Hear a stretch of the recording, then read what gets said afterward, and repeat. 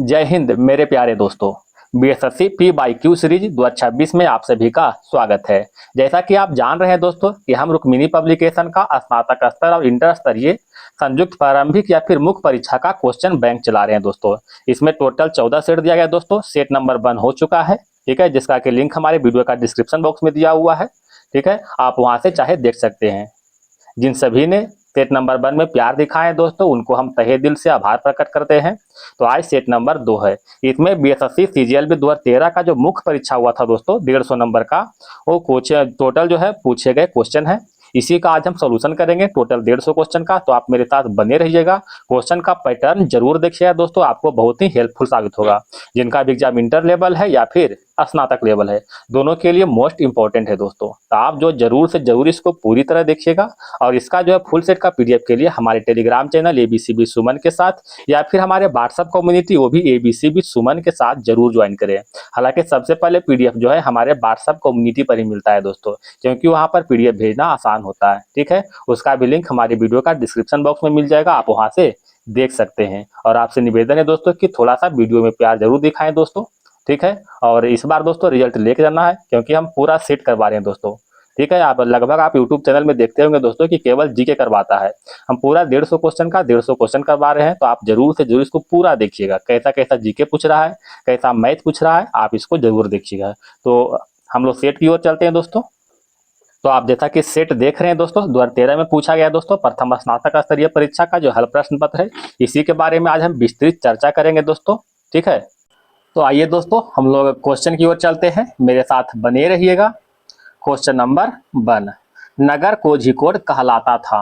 Right answer होगा कालीकट, ठीक है। कालीकट का पहले नाम था कोझिकोड, ठीक है। यह जो है केरल में स्थित एक बंदरगाह शहर है, ठीक है। हम लोग कालीकट की बात कर रहे हैं दोस्तों, तो यहीं पर जो है पहला जो है पुर्तगाली जो है बास्को डिगामा आया था। कब आया था दोस्तों? 1498 में आया था, ठीक है। उस समय यहाँ के शासक था, यानी कालीकट के शासक था जमोरिन, ठीक है। जमोरिन इसका शासक था और इसी ने जो है बास्को डिगामा का भव्य रूप से स्वागत किया था। क्वेश्चन नंबर देखते हैं 2 की ओर। राष्ट्रीय गीत इस उपन्यास से लिया गया है। तो राष्ट्रीय गीत जो है आनंद मठ से लिया गया है। ऑप्शन नंबर 1 हो जाएगा। हम लोग जो है राष्ट्रीय गीत की बात कर रहे हैं दोस्तों, तो यह गीत जो है बंकिम चंद्र चटर्जी के उपन्यास आनंद मठ से भारत का राष्ट्रीय गीत वंदे मातरम लिया गया है। तो ध्यान रखिएगा, राष्ट्रीय गीत कौन सा है दोस्तों? वंदे मातरम है, ठीक है। वंदे मातरम का जो गाने का समय है दोस्तों लगभग 65 सेकेंड है, यानी 1 मिनट 5 सेकेंड है। इसको जो है 24 जनवरी 1950 को भारत के संविधान सभा के द्वारा अपनाया गया था, ठीक है। और इसमें जो है यह गीत को जो है यानी राष्ट्रीय गीत को पहली बार कलकत्ता अधिवेशन 1896 में प्रथम बार जो गाया गया था। उस समय अध्यक्ष थे रहीमतुल्लाह सियानी था, ठीक है। तो ये सभी जो है याद रखिएगा। अच्छा, हम लोग गोदान की अगर बात करते हैं दोस्तों, तो गोदान का लेखक कौन है? प्रेमचंद है, ठीक है। गोदान का लेखक प्रेमचंद है। देवदास का लेखक कौन है दोस्तों? शरद चंद्र चट्टोपाध्याय, ठीक है, शरद चंद्र चट्टोपाध्याय। और गोरा का लेखक कौन है दोस्तों? गोरा का लेखक रविंद्रनाथ टैगोर है, RNT जिसे कहते हैं। क्वेश्चन नंबर बढ़ते हैं 3 की ओर। निम्न व्यक्तियों के समाधि स्थल को विजय घाट कहते हैं। विजय घाट किसको कहते हैं दोस्तों? तो लाल बहादुर शास्त्री के समाधि स्थल को। ऑप्शन नंबर C हो जाएगा, ठीक है। भीमराव अंबेडकर के समाधि स्थल को चैत्य भूमि कहते हैं, आप लोग जानते होंगे, चैत्य भूमि कहते हैं भीमराव अंबेडकर के समाधि स्थल को। इंदिरा गांधी के समाधि स्थल को शक्ति स्थल कहते हैं दोस्तों, इंदिरा गांधी के शक्ति स्थल कहते हैं। और ये जो राजीव गांधी है दोस्तों, इसको वीर भूमि कहते हैं, ठीक है। ये जो राजीव गांधी है इसका समाधि स्थल को वीर भूमि कहते हैं। कुछ अन्य जो है समाधि स्थल का नाम देखते हैं दोस्तों, जैसे में राजघाट, ठीक है, जैसे में देखते हैं राजघाट जो है दोस्तों महात्मा गांधी जी के समाधि स्थल है, ठीक है। शांतिवन किसका है दोस्तों? जवाहरलाल नेहरू का है, जवाहरलाल नेहरू का है। अभय घाट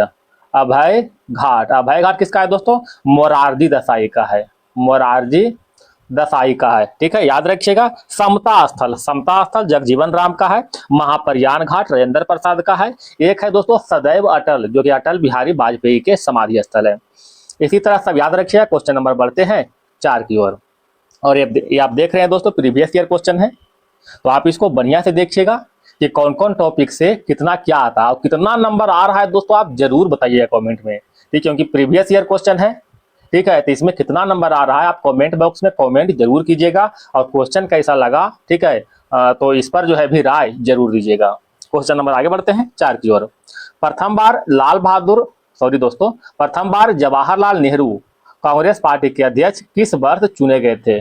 तो जवाहरलाल नेहरू जो है कांग्रेस पार्टी के अध्यक्ष जो है 1929 में चुने गए थे, ठीक है। 1929 में हुआ था, 1929 में हुआ था दोस्तों लाहौर अधिवेशन, लाहौर अधिवेशन हुआ था, जिसका अध्यक्षता जो है जवाहरलाल नेहरू ने किए थे। और इसी अधिवेशन में जो है, इसी अधिवेशन में पूर्ण स्वराज का प्रस्ताव पारित हुआ था। इसी अधिवेशन में पूर्ण स्वराज का प्रस्ताव पारित हुआ था दोस्तों। अच्छा, और भी अधिवेशन है, जैसे कि 1936 के लखनऊ अधिवेशन, ठीक है। और एक है दोस्तों 1937 के फैजपुर अधिवेशन। फैजपुर का नाम आप सुने होंगे दोस्तों, ठीक है, क्योंकि गांव में आयोजित होने वाले ये प्रथम अधिवेशन था 1937 के फैजपुर अधिवेशन। और इन दोनों का अध्यक्षता जो है जवाहरलाल नेहरू के द्वारा ही किया गया था, ठीक है, तो याद रखिएगा। तो इसमें 3 अधिवेशन हुआ दोस्तों, 1929 के लाहौर अधिवेशन, 1936 के लखनऊ अधिवेशन और 1937 के फैजपुर अधिवेशन। इन तीनों अधिवेशन की अध्यक्षता जो है जवाहरलाल नेहरू के द्वारा किया गया था। अच्छा, 1937 के बाद आप देखेंगे दोस्तों 1938 का अधिवेशन, 1938 में हुआ था हरिपुरा अधिवेशन, ठीक है, हरिपुरा अधिवेशन, जिसका अध्यक्षता जो सुभाष चंद्र बोस था दोस्तों। और 1939 में भी जो है त्रिपुरी अधिवेशन हुआ था, ठीक है, त्रिपुरी अधिवेशन, जिसका अध्यक्षता जो है सुभाष चंद्र बोस को चुना गया था, लेकिन जो है कुछ कारणों की वजह से जो है अपने त्याग पत्र दे दिया था। और त्याग पत्र देने के बाद जो है इन्होंने जो है 1939 में ही फॉरवर्ड ब्लॉक की स्थापना किया था। अच्छा, इसी अधिवेशन में कुछ क्वेश्चन पूछता है दोस्तों बिहार से संबंधित, कि बिहार में आयोजित होने वाला जो है कांग्रेस का प्रथम अधिवेशन कौन था? तो बिहार में आयोजित होने वाले कांग्रेस के प्रथम अधिवेशन 1912 में हुआ था, 1912 में हुआ था दोस्तों बांकीपुर अधिवेशन। बांकीपुर कहाँ है दोस्तों? पटना में, ठीक है। इसका अध्यक्षता जो है RN मधोलकर किया था, RN मधोलकर। और ये तो पहला अधिवेशन हुआ दोस्तों। और दूसरा अधिवेशन हुआ था 1922 में, 1922 में हुआ था गया अधिवेशन, जिसका अध्यक्षता कर रहे थे CR दास। तो ये क्वेश्चन जो है मोस्ट इंपॉर्टेंट है दोस्तों, इसको याद रखिएगा MCQ के रूप में। क्वेश्चन नंबर आगे बढ़ते हैं 5 की ओर।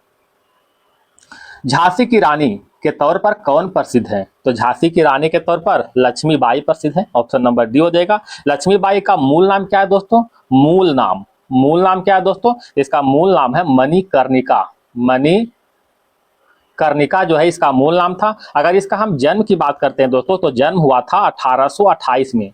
1828 के कहाँ हुआ था दोस्तों? वाराणसी में जो है इसका जन्म हुआ था। तथा 1858 में जो है यह जो है वीर गति प्राप्त कर लिया था, ठीक है, वीर गति मतलब प्राप्त हो गया था हीरोज के हाथ में, मतलब हीरोइज से लड़ते हुए, ठीक है। ये जो है ध्यान रखिएगा। क्वेश्चन नंबर देखिए दोस्तों 6 की ओर चलते हैं। ब्रिटिश शासन के विरुद्ध कांग्रेस ने किस वर्ष असहयोग आंदोलन प्रारंभ किया था?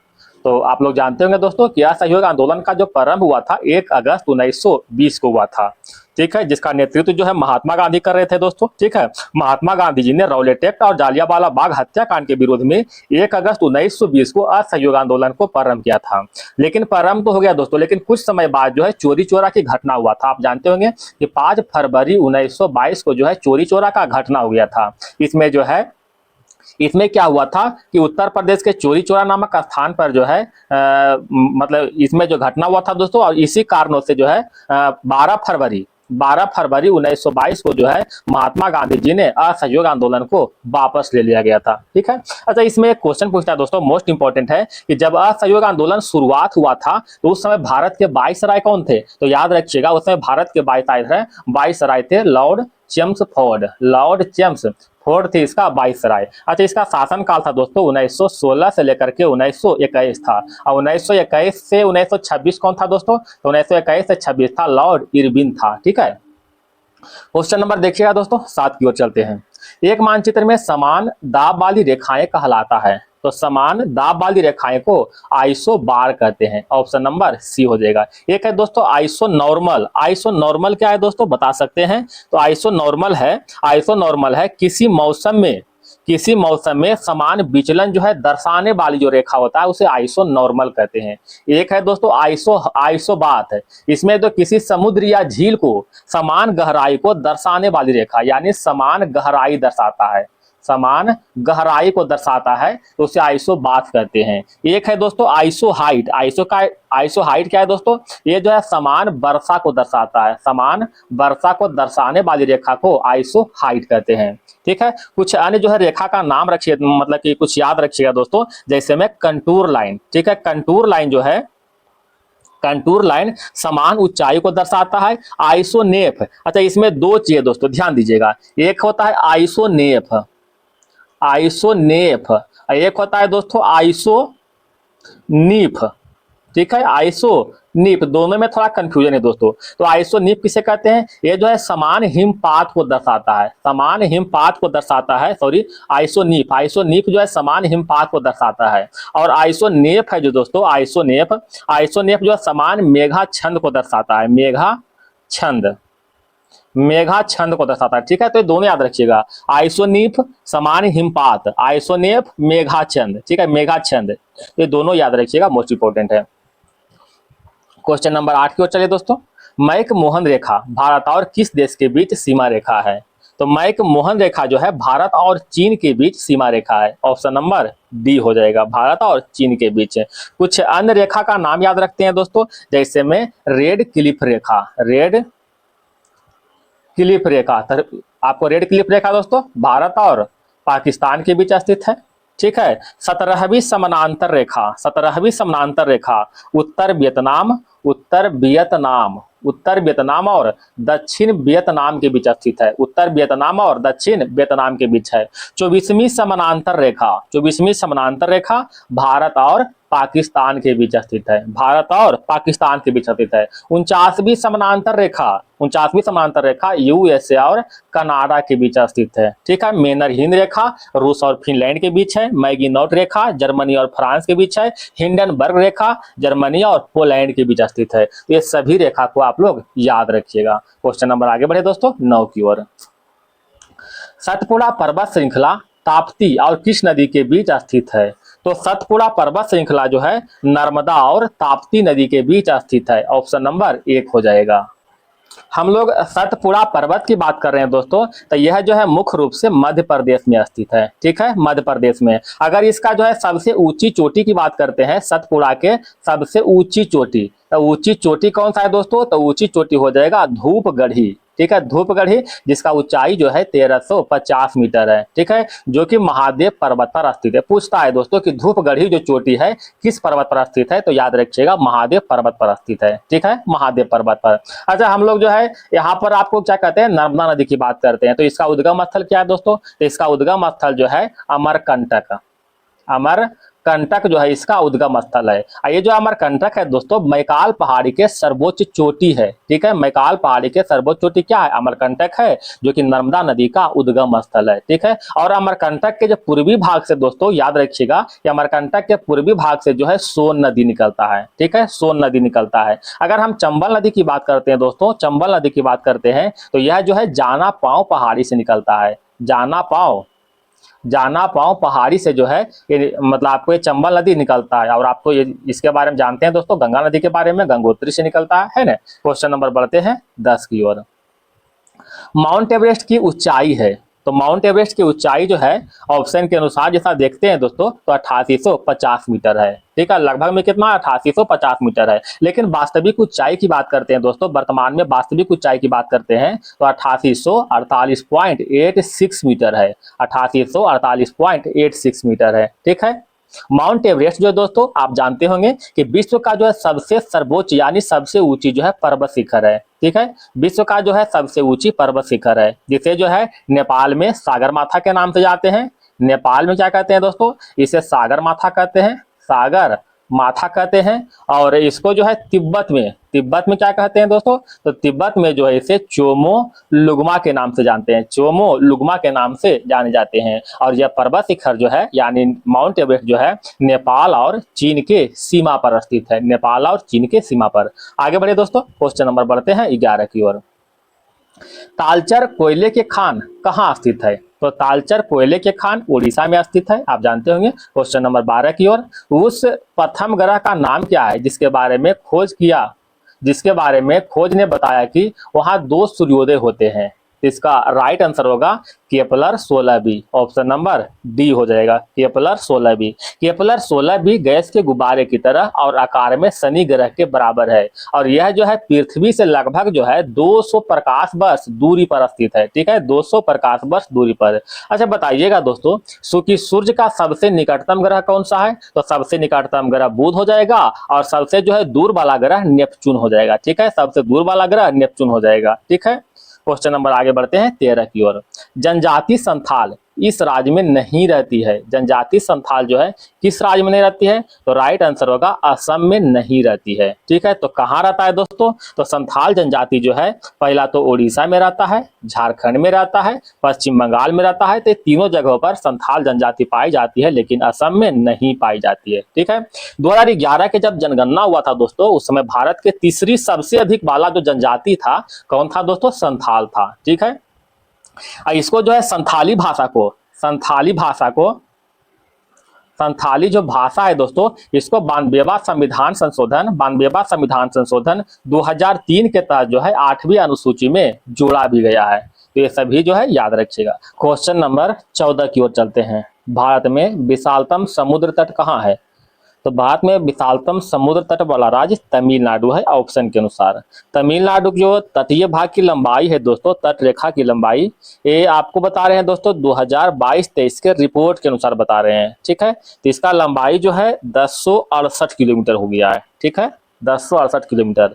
अगर पूछे दोस्तों कि भारत के सबसे लंबी तट रेखा वाला राज्य कौन सा है दोस्तों, तो आप जानते होंगे गुजरात है। इसका तट रेखा की लंबाई जो है 2340.60 किलोमीटर है। ठीक है, और तटीय राज्य भारत में कितना है दोस्तों? तो टोटल 9 है। ये 9 कौन कौन है? गुजरात हो गया, महाराष्ट्र हो गया, गोवा, कर्नाटक, केरल, तमिलनाडु, आंध्र प्रदेश, उड़ीसा और पश्चिम बंगाल। ठीक है, ये सभी याद रखिए। क्वेश्चन नंबर बढ़ते हैं दोस्तों 15 की ओर।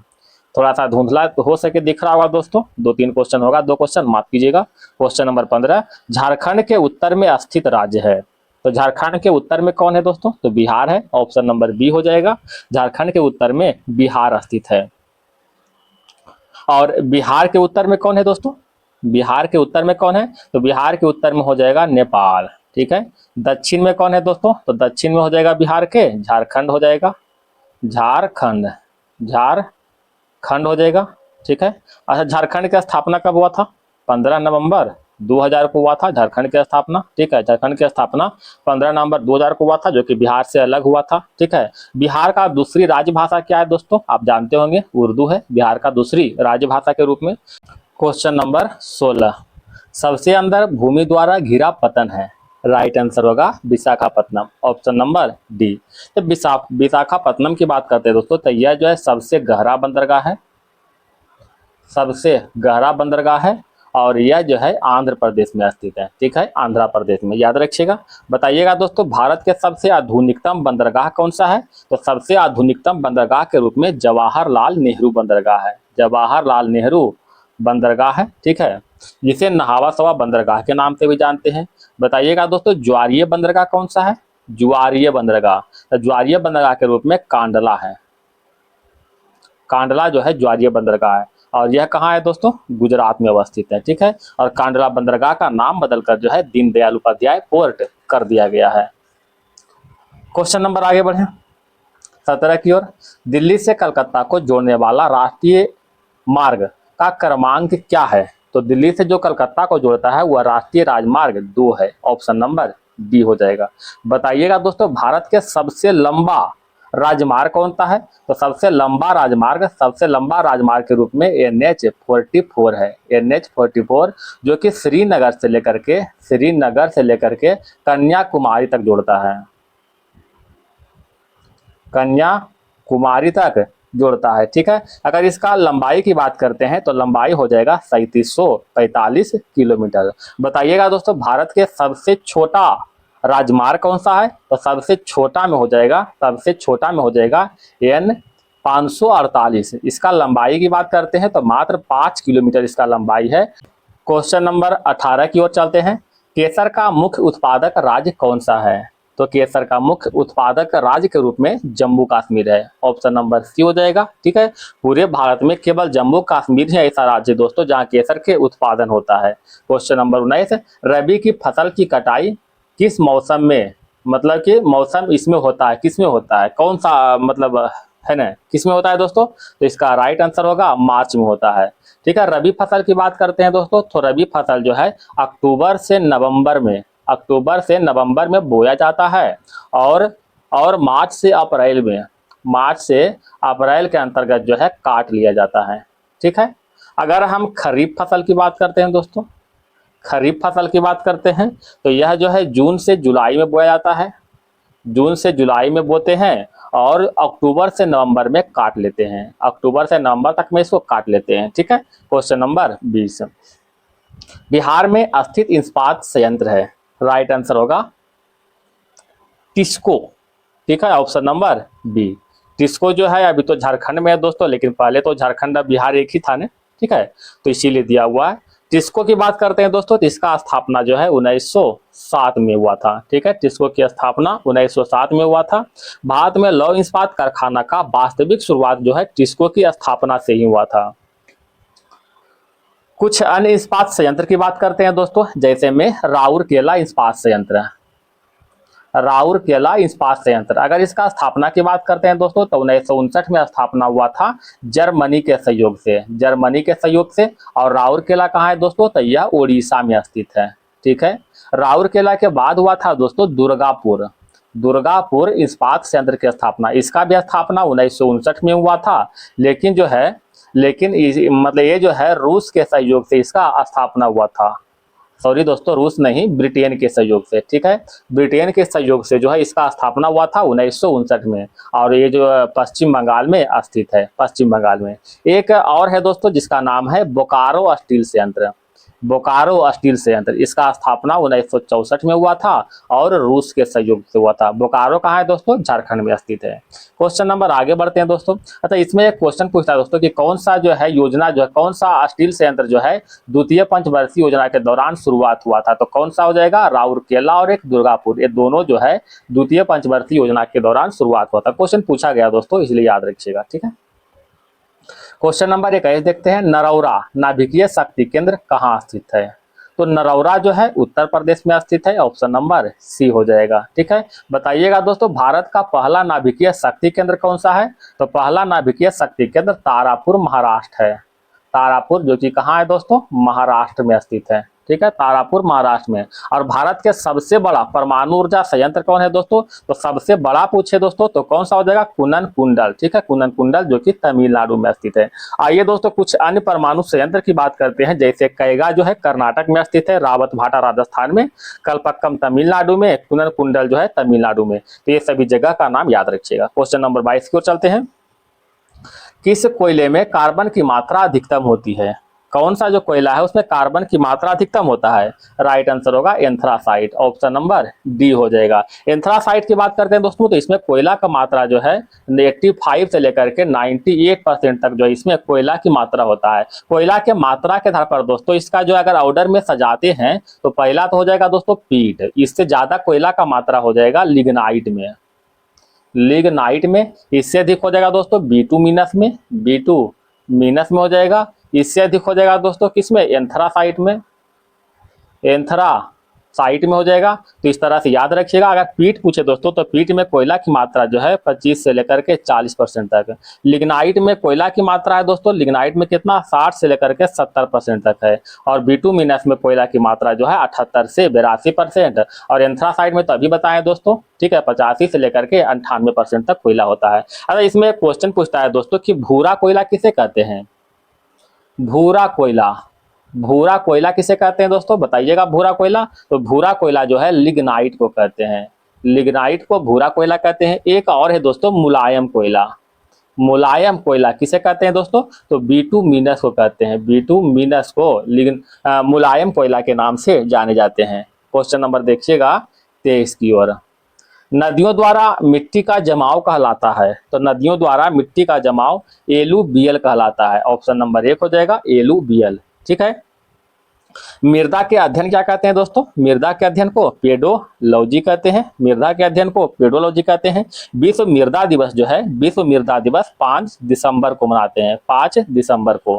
क्वेश्चन नंबर देखिएगा 24, चीन की संसद क्या कहलाता है? तो चीन के संसद का नाम है नेशनल पीपुल्स कांग्रेस। चीन के संसद का नाम नेशनल पीपुल्स कांग्रेस हो जाएगा दोस्तों।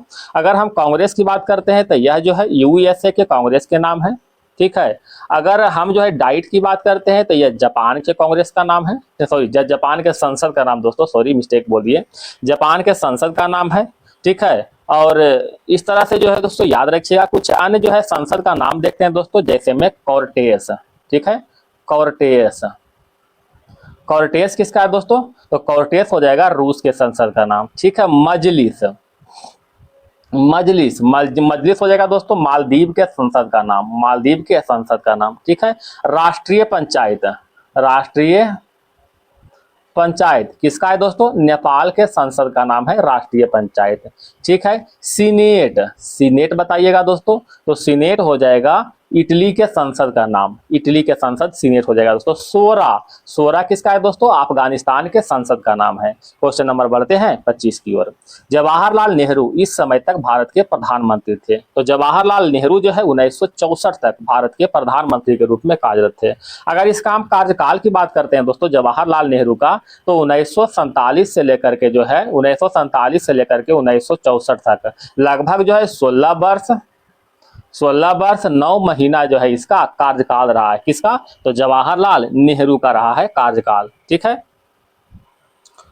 क्वेश्चन नंबर आगे बढ़े दोस्तों 26 की ओर चलते हैं।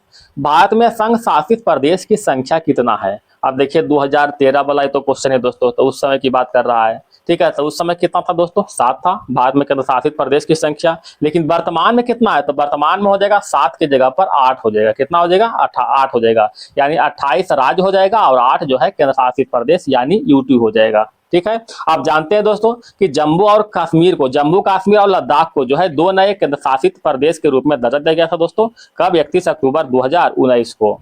क्वेश्चन नंबर देखिएगा 27 की ओर। भारत में प्रथम महिला मुख्यमंत्री थी। तो भारत में प्रथम महिला मुख्यमंत्री के रूप में सुचेता कृपलानी थे। ऑप्शन नंबर बी हो जाएगा। इनका संबंध जो है उत्तर प्रदेश के दोस्तों, उत्तर प्रदेश से है, जो कि 1963 से लेकर के 1967 तक जो है भारत के पहली महिला मुख्यमंत्री के रूप में कार्यरत रही है, ठीक है। बताइएगा दोस्तों कि उत्तर प्रदेश के प्रथम दलित महिला मुख्यमंत्री कौन थे? तो उत्तर प्रदेश के प्रथम दलित महिला मुख्यमंत्री के रूप में मायावती थे। मायावती एक दलित महिला मुख्यमंत्री के रूप में थे, ठीक है। दलित सीएम के रूप में। इसमें एक और क्वेश्चन पूछता है दोस्तों कि दिल्ली के प्रथम महिला मुख्यमंत्री कौन थे? दिल्ली के प्रथम महिला मुख्यमंत्री, तो दिल्ली के प्रथम महिला मुख्यमंत्री के रूप में हो जाएगा दोस्तों सुषमा स्वराज।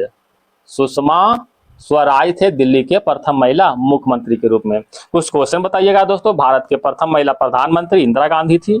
भारत के प्रथम महिला राज्यपाल सरोजिनी नायडू थे। और भारत के प्रथम महिला लोकसभा अध्यक्ष मीरा कुमार थे। सुप्रीम कोर्ट की प्रथम महिला न्यायाधीश फातिमा बीबी थे। इस तरह से याद रखिएगा। क्वेश्चन नंबर देखिएगा 28 की ओर।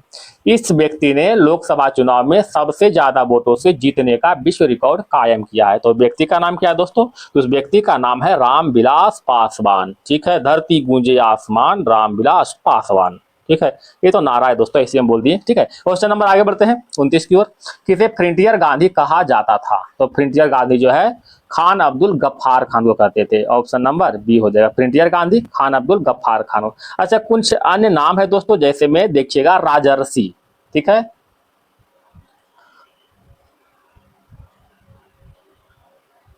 राजर्षि, तो ये जो राजर्षि जो है ये पुरुषोत्तम दास टंडन का उपनाम था। पुरुषोत्तम दास टंडन, पुरुषोत्तम दास टंडन का जो है यह उपनाम था क्या? राजर्षि। अस्पाइरो, अस्पाइरो किसका है दोस्तों? अस्पाइरो कहते हैं major general Rajendra Singh, major general Rajendra Singh. Man of destiny, man of destiny, man of destiny किसको कहते हैं दोस्तों? तो नेपोलियन बोनापार्ट को कहते हैं। Virgin queen, virgin queen, virgin queen किसको कहते हैं दोस्तों? तो महारानी एलिजाबेथ प्रथम को कहते हैं वर्जिन क्यून। कायदे आजम मोहम्मद अली जिन्ना कहते हैं। गुजरात का जनक कौन है दोस्तों? किसे कहते हैं? तो पंडित रविशंकर महाराज को कहते हैं। एक है दोस्तों ताऊ, ताऊ जो है चौधरी देवीलाल को कहते हैं। ताऊ चौधरी देवीलाल को। और ये जो आजाद शत्रु और देश रत्न राजेंद्र प्रसाद को कहते हैं। तो ये सभी जो है कुछ उपनाम है व्यक्ति का जो मोस्ट इंपॉर्टेंट है। आगे बढ़ते हैं दोस्तों क्वेश्चन नंबर 30 की ओर। इस वर्ष प्रथम व्यक्ति अंतरिक्ष में गया था, तो कौन सा वर्ष जो है प्रथम व्यक्ति अंतरिक्ष में गया था? राइट आंसर होगा 1961। 1961 में जो है रूस के यात्री था जिसका नाम था यूरी गागरिन। यूरी गागरिन, इन्होंने जो है 1961 में अंतरिक्ष में सैर किया था। ठीक है, इसी में एक क्वेश्चन पूछता है दोस्तों कि चंद्रमा पर सर्वप्रथम जाने वाला व्यक्ति कौन था? तो चंद्रमा पर सर्वप्रथम जाने वाला व्यक्ति था दोस्तों नील आर अस्ट्रॉम। नील आर्म अस्ट्रॉन्ग था। ठीक है, जो कि यूएसए से संबंधित है दोस्तों। और इन्होंने जो है अपोलो 11, ये भी पूछता है दोस्तों, अपोलो 11 मिशन से जो है इन्होंने सफर किया था, जो कि 1969 में चंद्रमा पर पहला कदम रखा था। ठीक है, बताइएगा दोस्तों प्रथम भारतीय पुरुष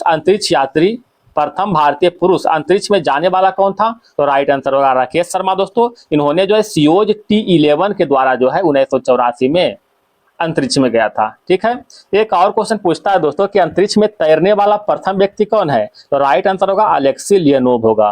प्रथम महिला अंतरिक्ष यात्री के रूप में वैलेंटिना ट्रिस्कोवा थे, जो कि 1963 में गया था और रूस से संबंधित था। आइए दोस्तों कुछ मोस्ट इंपॉर्टेंट हम एक दो और क्वेश्चन लेते हैं। जैसे भारत का पहला सौर मिशन कौन था? भारत का पहला सौर मिशन, एक सेकेंड दोस्तों, भारत का पहला सौर मिशन कौन है? बताइएगा दोस्तों, भारत का पहला सौर मिशन कौन है? इसका नाम है आदित्य एल1। आदित्य एल1। ठीक है, यह जो मिशन है 2023 में लॉन्च किया गया था। अच्छा, अभी जो फिलहाल ये क्वेश्चन पूछा दोस्तों कि भारत का पहला चंद्र मिशन कौन था? तो चंद्र मिशन चंद्रयान फर्स्ट था, जिसका लॉन्चिंग हुआ था 2008 में। चंद्रयान 2 का लॉन्चिंग हुआ था 2019 में, और चंद्रयान 3 का लॉन्चिंग जो है 2023 में हुआ था। और 23 में जो लॉन्चिंग हुआ था दोस्तों सफल भी हुआ था पूरी तरह से, और चंद्रमा के दक्षिणी ध्रुव में यह लैंडिंग भी किया था। ठीक है, क्वेश्चन नंबर बढ़ते हैं 31 की ओर।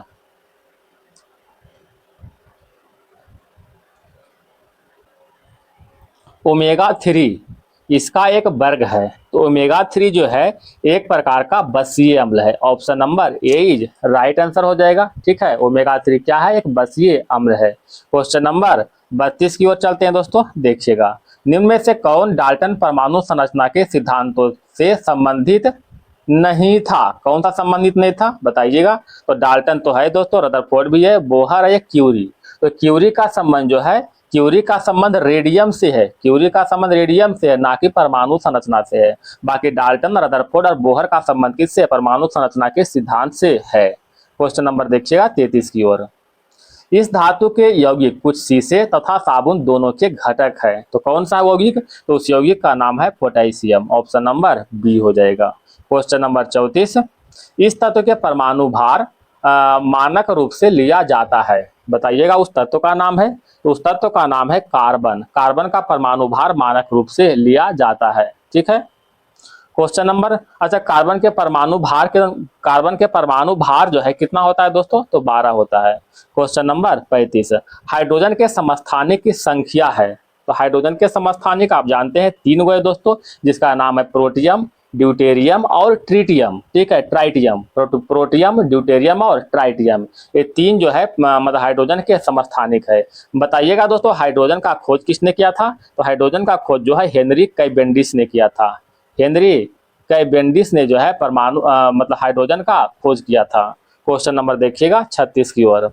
पिंच ब्लेड किसका अयस्क है? पिंच ब्लेड यूरेनियम का अयस्क है। ऑप्शन नंबर ए हो जाएगा, पिंच ब्लेड यूरेनियम का अयस्क है। अगर हम एल्युमिनियम के अयस्क के बारे में बात करें दोस्तों, तो इसका अयस्क कौन सा हो जाएगा? तो पहला तो हो जाएगा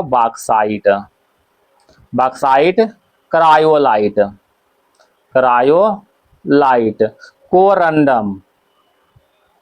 कोरंडम। ठीक है, फेल्सपार, ये सभी जो है एल्युमिनियम का अयस्क है। अगर हम आयरन के अयस्क के बारे में बात करें दोस्तों, तो इसका नाम क्या क्या है? तो पहला तो हो जाएगा हेमेटाइट, दूसरा हो जाएगा मैग्नेटाइट, तीसरा होगा दोस्तों सीडेराइड, चौथा होगा दोस्तों लिमोनाइट। तो ये सभी जो है आयरन के अयस्क है। अगर हम कॉपर के अयस्क के बारे में बात करें दोस्तों, तो इसका नाम है क्यूपराइट, कॉपर पाराइट, कॉपर ग्लांस, ये सभी जो है कॉपर का अयस्क है। क्वेश्चन नंबर बढ़े 37 की ओर। मिश्र धातु एल्युमिनियम ब्रॉन्ज में उच्चतम अनुपात में उपस्थित तत्व है, राइट आंसर होगा तांबा, ऑप्शन नंबर सी हो जाएगा। ठीक है, एल्युमिनियम जो ब्रॉन्ज है दोस्तों उसमें तांबा की मात्रा जो है 90% होता है, जबकि एल्युमिनियम का मात्रा जो है मात्र 10% होता है। ठीक है, तो एल्युमिनियम ब्रॉन्ज क्या है, तांबा और एल्युमिनियम का अयस्क है, कहने मतलब मिश्र धातु है। ठीक है, बोलने मिस्टेक है दोस्तों, मिश्र धातु है। क्वेश्चन नंबर बढ़ते हैं 38 की ओर। अकार्बनिक यौगिक से संश्लेषित प्रथम कार्बनिक यौगिक था। तो प्रथम कार्बनिक यौगिक के रूप में यूरिया है दोस्तों, आप जानते होंगे। और यूरिया को सर्वप्रथम निर्माण जो है बोहलर ने किया था, बोहलर के द्वारा किया गया था दोस्तों। अगर इसका हम सूत्र की बात करते हैं, फार्मूला की बात करते हैं, तो NH2CO NH2 यूरिया का फार्मूला होता है।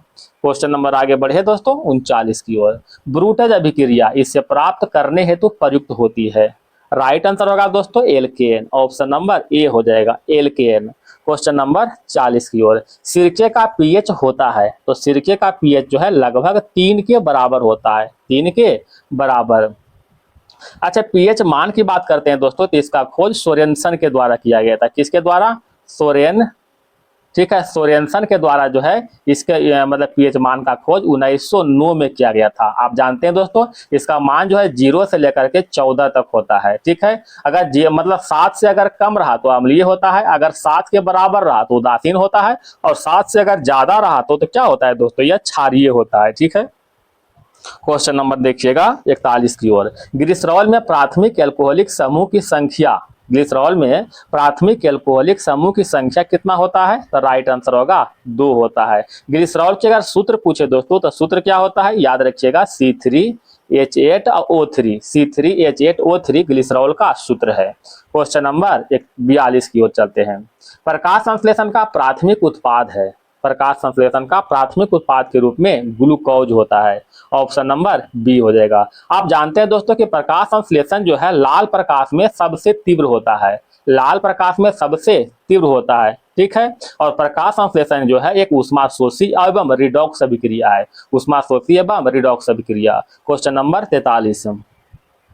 मशरूम है, मशरूम क्या है दोस्तों, तो मशरूम जो है एक प्रकार के कवक है, ऑप्शन नंबर डी हो जाएगा। मशरूम में प्रोटीन की जो मात्रा होता है दोस्तों लगभग 94% तक होता है। ठीक है, 94%। और आप जानते हैं दोस्तों ये कवक के जो अध्ययन होता है दोस्तों उसको माइकोलॉजी कहते हैं, माइकोलॉजी कहते हैं कवक का अध्ययन। ठीक है, और ये जो है कोशिका जो भित्ति बना होता है, कोशिका का भित्ति किसका बना होता है दोस्तों, तो काइटिन का बना होता है, ये भी आप जानते होंगे। क्वेश्चन नंबर देखिएगा 44 की ओर। यह प्रकंद का एक उदाहरण है, तो प्रकंद इसमें कौन सा है बताइएगा, तो प्रकंद के, यह एक प्रकंद उदाहरण है दोस्तों। तो प्रकंद के रूप में हो जाएगा दोस्तों एक हल्दी हो जाएगा और एक हो जाएगा अदरक, ये दोनों जो है प्रकंद का उदाहरण है। ठीक है, हल्दी और अदरक। आलू की बात करते हैं दोस्तों, तो आलू जो है कंद फसल है। ठीक है, प्याज और लहसुन जो दोस्तों सल्क कंद का उदाहरण है, सल्क कंद। ठीक है, सल्क कंद याद रखिएगा। एक होगा दोस्तों धन कंद, धन कंद में आता है ओल और अरबी, ओल और अरबी जो है धन कंद में आता है। क्वेश्चन नंबर 45 की ओर चले। सबसे जोर से बोल सकने वाला जंतु कौन सा है, राइट आंसर होगा नीली व्हेल, ऑप्शन नंबर बी। ठीक है, क्वेश्चन नंबर 46। प्रकाश संश्लेषण तथा श्वसन का सामान्य उत्पाद है, प्रकाश संश्लेषण तथा श्वसन का सामान्य उत्पाद के रूप में जल है, ऑप्शन नंबर डी हो जाएगा। क्वेश्चन नंबर 47 की ओर चले। यह अंतःस्रावी ग्रंथि का एक उदाहरण है, तो अंतःस्रावी ग्रंथि कौन सा है दोस्तों, राइट आंसर होगा थायराइड। क्या है, थायराइड जो है एक अंतःस्रावी ग्रंथि का उदाहरण है। क्वेश्चन नंबर 48 की ओर। कौन सा अंग पीत का श्रावण करता है, तो पीत का श्रावण जो है यकृत के द्वारा होता है। और पीत जो है जमा कहाँ होता है दोस्तों, तो जमा होता है पित्ताशय में, जमा कहाँ होता है, पित्ताशय में जो है जमा होता है। अगर पीत का पीएच मान की याद करते हैं दोस्तों कि पीत का पीएच मान कितना होता है, तो पीएच मान होता है लगभग 7.7 होता है पीत का पीएच मान, जो कि लगभग जो है क्षारीय होता है। याद रखिएगा पीत क्या होता है, क्षारीय होता है। पीत का कार्य क्या है दोस्तों, वसा का एमल्सीकरण करना, यानी वसा को पाचन करना, पाइसीकरण करना। ठीक है, क्वेश्चन नंबर बढ़ते हैं 49 की ओर। रिकॉम्बिनेंट डीएनए टेक्नोलॉजी के विकास के पश्चात यह तकनीक संभव हुई है, राइट आंसर होगा डीएनए फिंगरप्रिंटिंग, मतलब डीएनए अंगुली मुद्रण, ऑप्शन नंबर ए हो जाएगा। अच्छा, डीएनए फिंगरप्रिंटिंग संस्थान कहाँ है दोस्तों, तो डीएनए फिंगरप्रिंटिंग संस्थान जो है हैदराबाद में स्थित है, हैदराबाद में स्थित है। तो याद रखिएगा डीएनए फिंगरप्रिंटिंग संस्थान हैदराबाद में स्थित है। डीएनए फिंगरप्रिंटिंग का विकास किसने किया था? तो इसका विकास जो है अलेक जेफरीज ने किया था। अलेक जेफरीज ने किया था। ठीक है, तो डीएनए फिंगरप्रिंटिंग का विकास जो अलेक जेफरीज ने किया था, इसका उपयोग जो है हत्या, बलात्कार, चोरी, लूट जैसे अपराधों को पता लगाने में उपयोग करते हैं। क्वेश्चन नंबर आगे बढ़े दोस्तों। निम्न का कारण विषाणु है, यानी किसका कारण विषाणु है? राइट आंसर हो जाएगा रेबीज। रेबीज जो होता है विषाणु के द्वारा होता है। आइए दोस्तों विषाणु से कुछ होने वाला नाम देखते हैं दोस्तों। तो कौन कौन सा होता है विषाणु से? तो पहला तो होता है दोस्तों एड्स। एड्स किससे होता है? विषाणु से। चेचक, एड्स, चेचक, खासरा, एड्स, चेचक, खासरा, meningitis, polio, meningitis, polio, dengue, ठीक है, पीलिया, डेंगू, पीलिया, ठीक है, हार्पीज, ट्रैकोमा, ये सभी जो है विषाणु के द्वारा होने वाला रोग है। ठीक है, क्वेश्चन नंबर 51 गति का अध्ययन कहलाता है। तो गति का अध्ययन काइनेमैटिक्स कहते हैं। ऑप्शन नंबर ए हो जाएगा, गति का अध्ययन काइनेमैटिक्स कहते हैं। क्वेश्चन नंबर देखिएगा 52 की ओर। क्वांटम सिद्धांत का सुझाव किसने दिया? तो क्वांटम सिद्धांत का सुझाव जो है मैक्स प्लांक के द्वारा दिया गया था। ठीक है, मैक्स प्लांक के द्वारा। अच्छा, न्यूटन जो है अपना जो गति का नियम दे दोस्तों, मालूम होगा गति का जो नियम है किसने दिया था? न्यूटन के द्वारा। और आइंस्टीन ने क्या दिया दोस्तों? तो आइंस्टीन ने सापेक्षता का सिद्धांत दिया था। सापेक्षता का सिद्धांत जो है आइंस्टीन के द्वारा दिया गया था। ठीक है, याद रखिएगा। क्वेश्चन नंबर बढ़ते हैं 53 की ओर। वह यंत्र जो अत्यधिक तापक्रम मापता है क्या कहलाता है? तो उसे पायरोमीटर कहते हैं। जो अत्यधिक तापक्रम मापता है उसे पायरोमीटर कहते हैं। ठीक है, पायरोमीटर। अब पायरो जो मीटर दोस्तों, पायरोमीटर जो है यह जो है स्टीफेंसन के नियम, यानी स्टीफेंस के सिद्धांत पर जो है कार्य करता है। स्टीफेंस के सिद्धांत पर कार्य करता है पायरोमीटर। ठीक है, इसी में कुछ और भी आता है दोस्तों, जैसे में ताप युग्मी। ठीक है, एक होता है दोस्तों ताप युग्मी। ताप युग्मी क्या करता है? तो ताप युग्मी जो है यह सीबेक के सिद्धांत पर कार्य करता है। ठीक है, सीबेक के सिद्धांत पर। अभी आप देखें दोस्तों कि अत्यधिक तापक्रम को मापता है पायरोमीटर के द्वारा। तो सबसे न्यूनतम तापक्रम को कैसे मापते हैं? तो सबसे न्यूनतम तापक्रम को जो है हीलियम गैस तापमापी के द्वारा मापते हैं। हीलियम गैस तापमापी के द्वारा, हीलियम गैस तापमापी के द्वारा जो है सबसे कम तापक्रम को मापा जाता है। क्वेश्चन नंबर 54 लक्स किसकी इकाई है? लक्स जो है प्रदीप्ति की इकाई है। ऑप्शन नंबर डी हो जाएगा। आइए दोस्तों कुछ भौतिक राशि की बात करते हैं। ठीक है, बल का इकाई क्या है दोस्तों? न्यूटन है। द्रव्यमान का इकाई किलोग्राम है। और ताप का इकाई जो है केल्विन है। ठीक है, ताप का केल्विन है। ये तो ये सभी इकाई याद रखिए। कुछ अन्य इकाई की बात करते हैं दोस्तों, जैसे में प्रेरकत्व। प्रेरकत्व की इकाई क्या है दोस्तों? इसका इकाई है हेनरी। प्रेरकत्व का इकाई हेनरी है। आवेग का इकाई क्या दोस्तों? आवेग का इकाई होता है दोस्तों न्यूटन सेकेंड होता है। न्यूटन सेकेंड होता है। ठीक है, विद्युत आवेश का इकाई कूलाम होता है। अगर विद्युत धारिता की बात करते हैं दोस्तों, विद्युत धारिता, तो विद्युत धारिता की इकाई होता है फैराडे। ठीक है, विद्युत धारिता की इकाई फैराडे होता है। ज्योति तीव्रता की इकाई कैंडेला होता है। ठीक है, शक्ति का इकाई वाट होता है। और चुंबकीय फ्लक्स की इकाई जो है वेबर होता है। ठीक है, चुंबकीय फ्लक्स का वेबर। क्वेश्चन नंबर 55 यह एक अश्व शक्ति का समतुल्य है। ठीक है, तो एक अश्व शक्ति बराबर होता है 746 वाट। एक अश्व शक्ति बराबर 746 वाट होता है। क्वेश्चन नंबर 56 यदि एक अवतल दर्पण में वस्तु और प्रतिबिंब दोनों वक्रता केंद्र पर है तो प्रतिबिंब होगा। तो यदि एक अवतल दर्पण में जो है वस्तु और प्रतिबिंब दोनों वक्रता केंद्र पर होगा तो यह जो है वस्तु के समान आकार का प्रतिबिंब होगा। प्रतिबिंब कैसा होगा? तो वस्तु के समान आकार का होगा। क्वेश्चन नंबर देखिएगा 57 की ओर चलते हैं।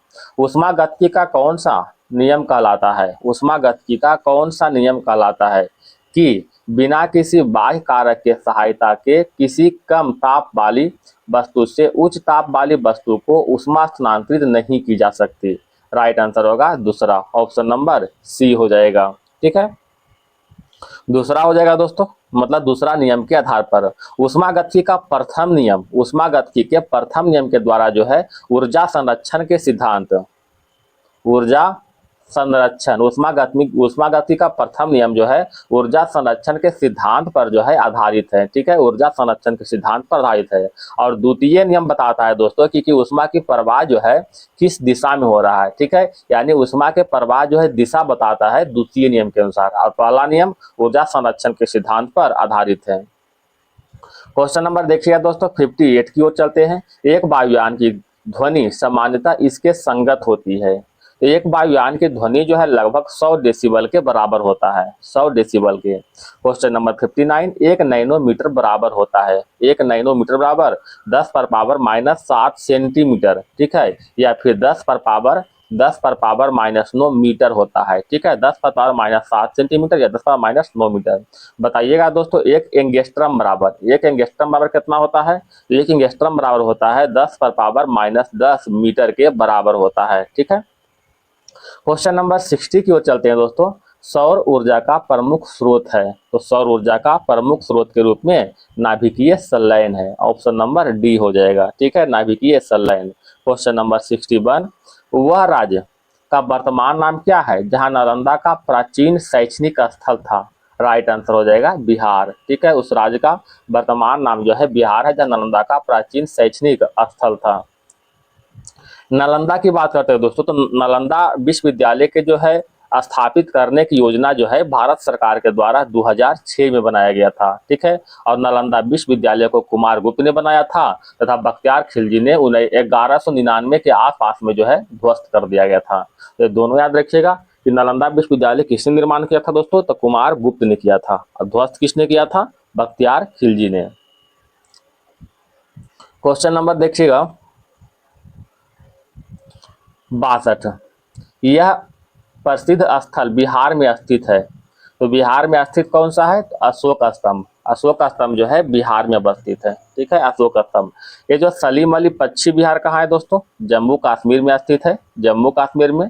ठीक है, कामाख्या मंदिर जो कि असम में स्थित है। ठीक है, कुछ अन्य प्रमुख स्थल की बात करते हैं दोस्तों, तो जैसे में विष्णुपद मंदिर जो है गया में है, सूर्य मंदिर औरंगाबाद में है, बराबर की गुफाएं जहानाबाद में है। ठीक है, राजगीर में है, राजगीर और पावापुरी जो है नालंदा में स्थित है। ठीक है, ये सभी जो है याद रखिएगा। क्वेश्चन नंबर देखिएगा 63 की ओर। किस लेखक ने जासूसी पात्र पायरोट की रचना की? तो पायरोट की रचना क्रिस्टी के द्वारा किया गया था। पायरोट की रचना क्रिस्टी के द्वारा किया गया था। क्वेश्चन नंबर 64, किस लेखक ने प्रसिद्ध चित्र जिब्स की रचना की? तो जिब्स की रचना जो है वुड हाउस के द्वारा किया गया था। ठीक है, वुड्स की रचना जिब हाउस के द्वारा किया गया था। अच्छा, मालगुडी डेज का रचना किसने किया दोस्तों? तो मालगुडी डेज का जो रचना है आर के नारायण के द्वारा किया गया था। क्वेश्चन नंबर बढ़ते हैं 65 की ओर। कहता इस राष्ट्र का राष्ट्रीय प्रतीक चिन्ह सिंह नहीं है। कौन सा जो देश है उसका राष्ट्रीय प्रतीक चिन्ह सिंह नहीं है? तो राइट आंसर होगा पाकिस्तान। पाकिस्तान का राष्ट्रीय प्रतीक चिन्ह सिंह नहीं है। क्या है दोस्तों? तो यहाँ का प्रतीक चिन्ह हो जाएगा चांद और तारा, चांद और तारा। बाकी बेल्जियम, नॉर्वे और नीदरलैंड, ये तीनों का चिन्ह जो है राष्ट्रीय प्रतीक चिन्ह के रूप में सिंह है। ठीक है, और भारत का राष्ट्रीय चिन्ह क्या है दोस्तों? तो भारत का हो जाएगा बाघ, टाइगर। ठीक है, भारत का राष्ट्रीय प्रतीक कौन सा हो जाएगा? जानवर के रूप में टाइगर हो जाएगा। ठीक है, क्वेश्चन नंबर 66 की ओर चले। यह दिवस इक्विनॉक्स कहलाता है। इक्विनॉक्स जो है एक 21 मार्च का होता है और एक जो है 23 सितंबर का होता है। इन दोनों दिन जो है पृथ्वी पर दिन और रात जो है आपस में बराबर होता है, इसे इक्विनॉक्स के रूप में जानते हैं। क्वेश्चन नंबर आगे बढ़े दोस्तों 67 की ओर। यह राजनीतिज्ञ विमान दुर्घटना में मारे गए थे। तो विमान दुर्घटना में संजय गांधी जो है मारे गए थे। ऑप्शन नंबर डी हो जाएगा। ठीक है, संजय गांधी का जो विमान दुर्घटना हुआ था दोस्तों 23 जून 23 जून 1980 को विमान दुर्घटना में मारे गए थे। ठीक है, अच्छा बताइएगा दोस्तों इंदिरा गांधी की हत्या कब हुआ था? तो इंदिरा गांधी की हत्या जो है 31 अक्टूबर 1984 को हुआ था इंदिरा गांधी की हत्या। ठीक है, एक है दोस्तों राजीव गांधी, इनको भी जो है हत्या किया गया था दोस्तों RDX बम विस्फोट में जो है 21 मई 1991 को मारे गए थे। पेराम्बुदूर में RDX बम विस्फोट में इसको उड़ाया गया था। क्वेश्चन नंबर देखिएगा 68 की ओर चलते हैं। यह राजनीतिज्ञ कभी दूरसंचार विभाग के कार्यवाहक मंत्री नहीं रहा। बताइए कौन नहीं रहा, तो राइट आंसर होगा नारायण। ठीक है, नारायण यानी आर के नारायण जो है कभी दूरसंचार विभाग के मंत्री के रूप में नहीं रहा। यह जो राष्ट्रपति बने थे दोस्तों, ठीक है, राष्ट्रपति बने थे और राष्ट्रपति के रूप में जो है इसका कार्यकाल रहा था 1997 से लेकर के 2002 तक इसका कार्यकाल रहा, जो कि भारत के 10वें राष्ट्रपति के रूप में सुशोभित हुए थे। ठीक है, क्वेश्चन नंबर बढ़ते हैं दोस्तों 69 की ओर। पुलेला गोपीचंद किस खेल से संबंधित रहे हैं? पुलेला गोपीचंद का संबंध बैडमिंटन से है, ऑप्शन नंबर 1 हो जाएगा। क्वेश्चन नंबर देखिएगा 70 की ओर। यह बुकर पुरस्कार विजेता रही है, तो बुकर पुरस्कार विजेता कौन रहा दोस्तों? राइट आंसर होगा अरुंधति राय। अरुंधति राय को जो है मैन बुकर पुरस्कार से 1997 में सम्मानित किया गया था। इनका उपन्यास का नाम था the God of small thing, God of small things. ठीक है, the God of small things के लिए मैन बुकर पुरस्कार से सम्मानित किया गया था। ठीक है, मैन बुकर पुरस्कार के यानी बुकर पुरस्कार की अगर शुरुआत की बात करते हैं दोस्तों, तो इसका शुरुआत हुआ था 1969 में। इसका शुरुआत कब हुआ था? 1969 में। क्वेश्चन नंबर 71 की ओर चलते हैं। इन्हें भारत रत्न से सम्मानित किया जा चुका है, भारत रत्न से सम्मानित किया जा चुका है। राइट आंसर होगा Lata Mangeshkar, option number A, Lata Mangeshkar को भारत रत्न से सम्मानित किया जा चुका है। Question number 72। भारत का राष्ट्रीय पुष्प है, भारत का राष्ट्रीय पुष्प के रूप में, भारत का राष्ट्रीय पुष्प के रूप में जो है कौन है दोस्तों? कमल है, और कमल का वैज्ञानिक नाम निलंबो न्यूसीफेरा गार्टन होता है। ठीक है, निलंबो न्यूसीफेरा गार्टन होता है। अच्छा, भारत का राष्ट्रीय पक्षी कौन है दोस्तों? तो भारत का राष्ट्रीय पक्षी मोर है, आप जानते होंगे। इसका वैज्ञानिक नाम पाबो क्रिस्टेस है। अगर भारत का राष्ट्रीय पशु बाघ कहें दोस्तों, उसका वैज्ञानिक नाम क्या है? तो उसका वैज्ञानिक नाम हो जाएगा पैंथरा टाइग्रिस। भारत का राष्ट्रीय वृक्ष बरगद है दोस्तों, जिसका वैज्ञानिक नाम फाइकस बेंगालिसिस है। भारत का राष्ट्रीय जलीय जीव की बात करते हैं तो डॉल्फिन है, जिसका वैज्ञानिक नाम प्लाटिनिस्टा गैंगेटिका है, प्लाटिनिस्टा गैंगेटिका। Question number 73। भारत के राष्ट्रीय कैलेंडर का यह पहला मास है, तो भारत का राष्ट्रीय कैलेंडर का पहला मास के रूप में चैत्र है, ऑप्शन नंबर डी हो जाएगा। ठीक है, भारत का राष्ट्रीय कैलेंडर के रूप में पहला मास क्या है दोस्तों? चैत्र है। क्वेश्चन नंबर आगे बढ़ते हैं दोस्तों 74 की ओर चलते हैं। 5 सितंबर किस कारण मनाया जाता है? क्योंकि इसका जन्मदिन था। तो 5 सितंबर को राधा कृष्णन का जन्मदिन था दोस्तों, इसी कारण जो है शिक्षक दिवस के रूप में मनाते हैं। ठीक है, राष्ट्रीय शिक्षक दिवस कर सकते हैं। ठीक है, राष्ट्रीय शिक्षक दिवस जो है 5 सितंबर को मनाते हैं। एक होता है दोस्तों विश्व शिक्षक दिवस, विश्व शिक्षक दिवस, ये कब मनाते हैं दोस्तों? यह मनाते हैं 5 अक्टूबर को मनाते हैं, 5 अक्टूबर को विश्व शिक्षक दिवस। Question number 75। इस पुस्तक पर आधारित यूट्यूब वीडियो बहुत लोकप्रिय था, बताइएगा वह पुस्तक का नाम क्या है? तो उस पुस्तक का नाम है the last lecture, the last lecture. Question number 76। यह राज्य नमक का उत्पादन नहीं करता है, तो कौन सा राज्य दोस्तों? राइट आंसर होगा बिहार। बिहार में नमक का उत्पादन नहीं होता है।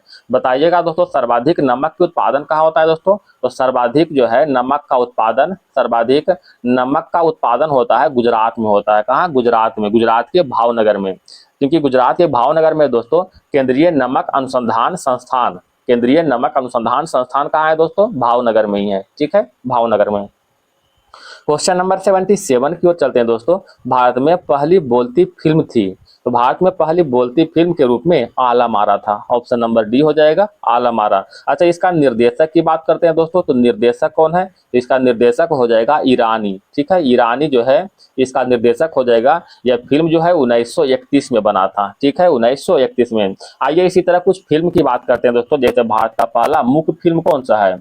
मुख्य फिल्म, भारत का पहला मुख्य फिल्म कौन है दोस्तों? तो मुख्य फिल्म हो जाएगा राजा हरिश्चंद्र, राजा हरिश्चंद्र। ठीक है, राजा हरिश्चंद्र जो है भारत का पहला मुख्य फिल्म हो जाएगा, जो कि 1913 में निर्माण हुआ था। इसमें केवल पिक्चर चल रही थी, इसमें कोई आवाज नहीं था, एकदम मुख्य था, मत देखिए और समझिए। ठीक है, इसमें कोई आवाज सुनने को नहीं मिला था। बताइएगा दोस्तों भारत का पहला जो है टेक्निकल फिल्म कौन है?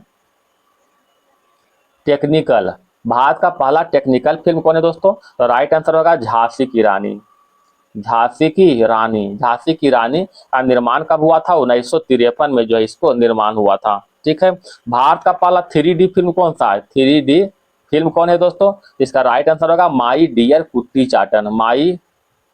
माई डियर कुट्टी चाटन जो है भारत का पहला 3D फिल्म है। एक और है दोस्तों, दूरदर्शन पर प्रथम आयोजित सीरियल कौन सा है? तो हम लोग हैं। क्वेश्चन नंबर आगे बढ़े दोस्तों 78 की ओर। सर्वश्रेष्ठ फीचर फिल्म की राष्ट्रीय पुरस्कार प्राप्त करने वाली पहली फिल्म थी। सर्वश्रेष्ठ फीचर फिल्म की राष्ट्रीय पुरस्कार प्राप्त करने वाली पहली फिल्म के रूप में श्यामची आई था। ठीक है, श्यामची आई, ऑप्शन नंबर बी हो जाएगा, श्यामची आई। अच्छा, श्यामची आई का निर्देशक के रूप में पीके आत्रे थे। ठीक है, पीके आत्रे जो है श्यामची आई का निर्देशक थे। और यह जो है एक मराठी फिल्म है दोस्तों। कौन सा फिल्म है? ये एक जो है मराठी फिल्म है, मराठी फिल्म था श्यामची आई। ठीक है, भारतीय अंतर्राष्ट्रीय फिल्म फेस्टिवल की स्थापना कब हुआ था दोस्तों? तो राइट आंसर होगा 1952 में। भारतीय राष्ट्रीय फिल्म फेस्टिवल की स्थापना 1952 में। और फिल्म फेयर अवार्ड की स्थापना कब हुआ था? तो फिल्म फेयर अवार्ड की स्थापना 1953 में हुआ था। ठीक है, फिल्म फेयर अवार्ड की स्थापना 1953 में हुआ था तथा पहला फिल्म फेयर अवार्ड 1954 में प्रदान किया गया था। ये भी याद रखिएगा। क्वेश्चन नंबर देखिएगा दोस्तों 79 की ओर चलते हैं। वाक्यांश जस्ट डू इट किस कंपनी से संबंधित है? राइट आंसर होगा, इसका राइट आंसर होगा दोस्तों नाइक। वाक्यांश जस्ट डू इट जो है नाइस कंपनी से संबंधित है, जो कि मतलब जूता का डिजाइन करता है। ठीक है, क्वेश्चन नंबर 80 की ओर चले। नासीद दर्द निवारक की एक श्रृंखला में आई इसके लिए आता है। तो नासीद जो है इन्फ्लेमेटरी, नासिर में आई क्या है दोस्तों? तो आई का अर्थ होता है इन्फ्लेमेटरी। ठीक है, आई का अर्थ क्या है? इन्फ्लेमेटरी है। अच्छा, कुछ अन्य दर्द निवारक दवा की बात करते हैं दोस्तों। जैसे में आता है एक एनाल्जेसिक, बहुत पूछता है दोस्तों क्वेश्चन। एनाल्जेसिक क्या है दोस्तों? एनाल्जेसिक जो है दर्द निवारक दवा है, दर्द निवारक दवा है। इसी में का आता है दोस्तों एंटीपायरेटिक। एंटीपायरेटिक क्या है दोस्तों? तो यह एक ज्वारहारी दवा है, ज्वारहारी दवा है। ठीक है, इसी में कहा था दोस्तों एंटीसेप्टिक। एंटीसेप्टिक क्या है दोस्तों? एक कीटाणुनाशक दवा है, कीटाणुनाशक दवा है। ठीक है, एक और आता है दोस्तों जो कि हम लोग खाते हैं बराबर इसको, जिसे एंटीबायोटिक्स कहते हैं। तो एंटीबायोटिक्स क्या है दोस्तों? तो जीवाणु जनित रोग के उपचार में होता है, जो जीवाणु से होता है उसका रोग के उपचार में खासकर एंटीबायोटिक्स दवा लेते हैं। डॉक्टर जो है हर हमेशा जो है कोई ना कोई एंटीबायोटिक्स देते रहता है। ठीक है, क्वेश्चन नंबर देखिएगा दोस्तों 81 की ओर चलते हैं। 2011 में किस नेता ने अनशन किया तथा इसे सद्भावना मिशन कहा? बताइएगा। तो राइट आंसर होगा Narendra Modi, option number B हो जाएगा, नरेंद्र मोदी। क्वेश्चन नंबर 82 की ओर चलते हैं। नालंदा अंतर्राष्ट्रीय विश्वविद्यालय का पहला कुलपति किसे नियुक्त किया गया? राइट आंसर होगा एपीजे अब्दुल कलाम को। नालंदा अंतर्राष्ट्रीय विश्वविद्यालय का पहला कुलपति के रूप में एपीजे अब्दुल कलाम को नियुक्त किया गया था। बताइएगा दोस्तों नालंदा विश्वविद्यालय अधिनियम कब आया था? तो यह अधिनियम जो है अधिनियम 2010 में आया था। याद रखिएगा दोस्तों, नालंदा विश्वविद्यालय अधिनियम 2010 में आया था। इसका निर्माण जो है कुमार गुप्त ने किया था और ध्वस्त जो है बख्तियार खिलजी के द्वारा कर दिया गया था। क्वेश्चन नंबर बढ़ते हैं दोस्तों 83 की ओर। 2011 में किस भारतीय क्रिकेट के खिलाड़ी ने खेल के एक दिवसीय प्रारूप से संन्यास लिया है? तो इसका राइट आंसर होगा दोस्तों Rahul Dravid, option number C हो जाएगा, Rahul Dravid. Question number 84। US ने 2011 में किस अंतर्राष्ट्रीय संस्था के भूतपूर्व प्रमुख को बंदी बनाया था? राइट आंसर होगा दोस्तों IMF। ये 2011 करंट अफेयर दोस्तों, क्योंकि क्वेश्चन 2013 वाला है ना, 2011 करंट अफेयर है, तो इसको याद रखिए या फिर ना रखिए कोई अति नहीं है। लेकिन हाँ पता लिया कि हाँ किस तरह से जो है पहले करंट अफेयर इसमें पूछा गया था, तो उसी के आधार पर आप पढ़ सकते हैं विशेष रूप से। क्वेश्चन नंबर 85 की ओर चले दोस्तों। किस यूरोपीय देश ने 2011 में अपनी प्रथम महिला प्रधानमंत्री चुनी? बताइएगा। राइट आंसर होगा डेनमार्क, ऑप्शन नंबर ए हो जाएगा, डेनमार्क। Question number 86। EMI जो कर्ज मुक्त पुनर्भुगतान से संबंधित है, इसमें ई का अर्थ क्या है दोस्तों? अच्छा, EMI का फुल फॉर्म होता है दोस्तों equated monthly instalment. Equated monthly instalment मतलब ई का अर्थ क्या है दोस्तों? Equated monthly instalment. Question number 87 की ओर। भारत की श्वेत क्रांति के पिता कौन कहे जाते हैं? तो भारत में श्वेत क्रांति का पिता के रूप में वर्गीज कुरियन को जानते हैं, यानी बी कुरियन। ठीक है, श्वेत क्रांति की बात करें दोस्तों तो इसका शुरुआत जो है 1970 के दशक में हुआ था। ठीक है, अच्छा, मिल्क मैन ऑफ इंडिया किसे कहते हैं दोस्तों? तो वर्गीज कुरियन को कहते हैं। क्या कहते हैं? Milk man of India, milk man of India कहते हैं वर्गीज कुरियन को। ठीक है। राष्ट्रीय दुग्ध दिवस कब मनाते हैं? राष्ट्रीय दुग्ध दिवस, राष्ट्रीय मिल्क डे, राष्ट्रीय मिल्क डे कब मनाते हैं दोस्तों? तो ये मनाते हैं 26 नवंबर को मनाते हैं। एक होता है दोस्तों विश्व दुग्ध दिवस, विश्व विश्व दुग्ध दिवस, ये कब मनाते हैं? तो 1 जून को मनाते हैं विश्व दुग्ध दिवस। तो दोनों याद रखिएगा, राष्ट्रीय दुग्ध दिवस 26 नवंबर और विश्व दुग्ध दिवस 1 जून को मनाते हैं। क्वेश्चन नंबर 88 की ओर चलिए दोस्तों। अमेरिकी विशेष सेना जिसे ओसामा बिन लादेन को मारा कहलाती थी। ठीक है। तो ओसामा बिन लादेन को जो मारने वाली विशेष सेना है दोस्तों, उसको क्या कहते थे? तो उसका नाम था सील। ऑप्शन नंबर सी हो जाएगा। ओसामा बिन लादेन को मारने के लिए अमेरिकी सेना के द्वारा चलाए गए ऑपरेशन का नाम क्या था? तो operation Neptune spear, operation Neptune spear था। ठीक है। क्वेश्चन नंबर 89, किसने लास्ट सपर की चित्रित किया था? तो लास्ट सपर का जो चित्रण जो है लियोनार्डो दा विंसी के द्वारा किया गया था, Leonardo da Vinci. Question number 90, पृथक पंचायती राज मंत्रालय का गठन कब हुआ था? राइट आंसर होगा, इसका राइट आंसर होगा दोस्तों 2004 में। ऑप्शन नंबर डी हो जाएगा। हम लोग पंचायती राज की बात कर रहे हैं दोस्तों, तो पंचायती राज को संवैधानिक दर्जा जो है 73वें संविधान संशोधन 1992 के द्वारा दिया गया था। इसको जो है अनुच्छेद 40 के अंतर्गत रखा गया है। यानी कहने का मतलब पंचायती राज का जो गठन का प्रावधान जो है अनुच्छेद 40 में रखा गया है। सर्वप्रथम पंचायती राज का जो है, सर्वप्रथम पंचायती राज लागू कहाँ हुआ था दोस्तों? तो लागू हुआ था सर्वप्रथम 24 अप्रैल 1993 को, 24 अप्रैल 1993 को लागू हुआ था दोस्तों। ठीक है। और राष्ट्रीय पंचायती राज दिवस कब मनाते हैं? तो 24 अप्रैल को ही मनाते हैं। ठीक है। और सर्वप्रथम पंचायती राज कहाँ हुआ था दोस्तों? बताए थे कि राजस्थान के नागौर जिला में हुआ था। क्वेश्चन नंबर देखिएगा 91 की ओर। निम्न में से कौन अन्य तीनों को समाहित करता है? तो अन्य तीनों को समाहित करता है जिसे परितंत्र कहते हैं। ऑप्शन नंबर 1 हो जाएगा, परितंत्र कहते हैं। अब इसके बाद जो है मैथ और रीजनिंग का सेक्शन दोस्तों, यहाँ तक जीके जो है समाप्त होता है। ठीक है। अब हम लोग जो है इसके बाद मैथ और रीजनिंग की ओर चलेंगे। टोटल जो है 150 क्वेश्चन का श्रृंखला देंगे दोस्तों, इसलिए वीडियो को एक लाइक जरूर कीजिएगा दोस्तों। तो आइए दोस्तों हम लोग मैथ रीजनिंग की श्रृंखला की ओर चलते हैं। ठीक है। तो देख रहे हैं 92 से मैथ रीजनिंग है, तो यहीं से चलते हम लोग। 44,806 को निकटतम हजार में बदलने के लिए कर रहा है। तो यहाँ पर 800 दिया हुआ, मतलब 45,000 के निकट दिया हुआ है कि नहीं। राम और रहीम की ऊंचाई का अनुपात दिया हुआ 7:8। तो रहीम का ऊंचाई दिया हुआ 66 इंच, तो राम का ऊंचाई क्या होगा? हल्का ही दिया हुआ दोस्तों, है ना। तो 66 का तुलना किससे कर देंगे दोस्तों? तो 66 दिया हुआ रहीम का, तो यहाँ पर रहीम का दिया हुआ है 8, तो 8 का तुलना 66 से। हमें निकालना राम का, तो 7 से गुना कर दीजिएगा, है ना। तो इसको जब हल कीजिएगा दोस्तों, तो इसका राइट आंसर कितना आ जाएगा? 57.75 आ जाएगा। ठीक है। आगे बढ़ते हैं 94 की ओर। ये तो परसेंटेज बदलना है दोस्तों, गुना में 100 कर दीजिएगा। 20/25 20 या 60%। क्वेश्चन नंबर 95, यदि आप एक मकान को 50,000 में खरीदते हैं और 80,000 में बेचते हैं तो लाभ परसेंट कितना होगा दोस्तों? ठीक है। ये सब तो आप निकाल लीजिएगा। राइट आंसर क्या हो जाएगा? ऑप्शन नंबर सी हो जाएगा। कहता यदि विक्रेता का कमीशन 28% हो तो 75,000 की कीमत माल बेचने पर कितना रुपया कमाएगा? तो 75,000 का 28% निकालने आएगा। 75,000 का 28%, बस निकाल दीजिएगा। जब इसको निकालिएगा दोस्तों, तो इसका राइट आंसर कितना आ जाएगा? 21,000 आ जाएगा, 2100 आ जाएगा। ठीक है। 2100 ऑप्शन नंबर ये हो जाएगा।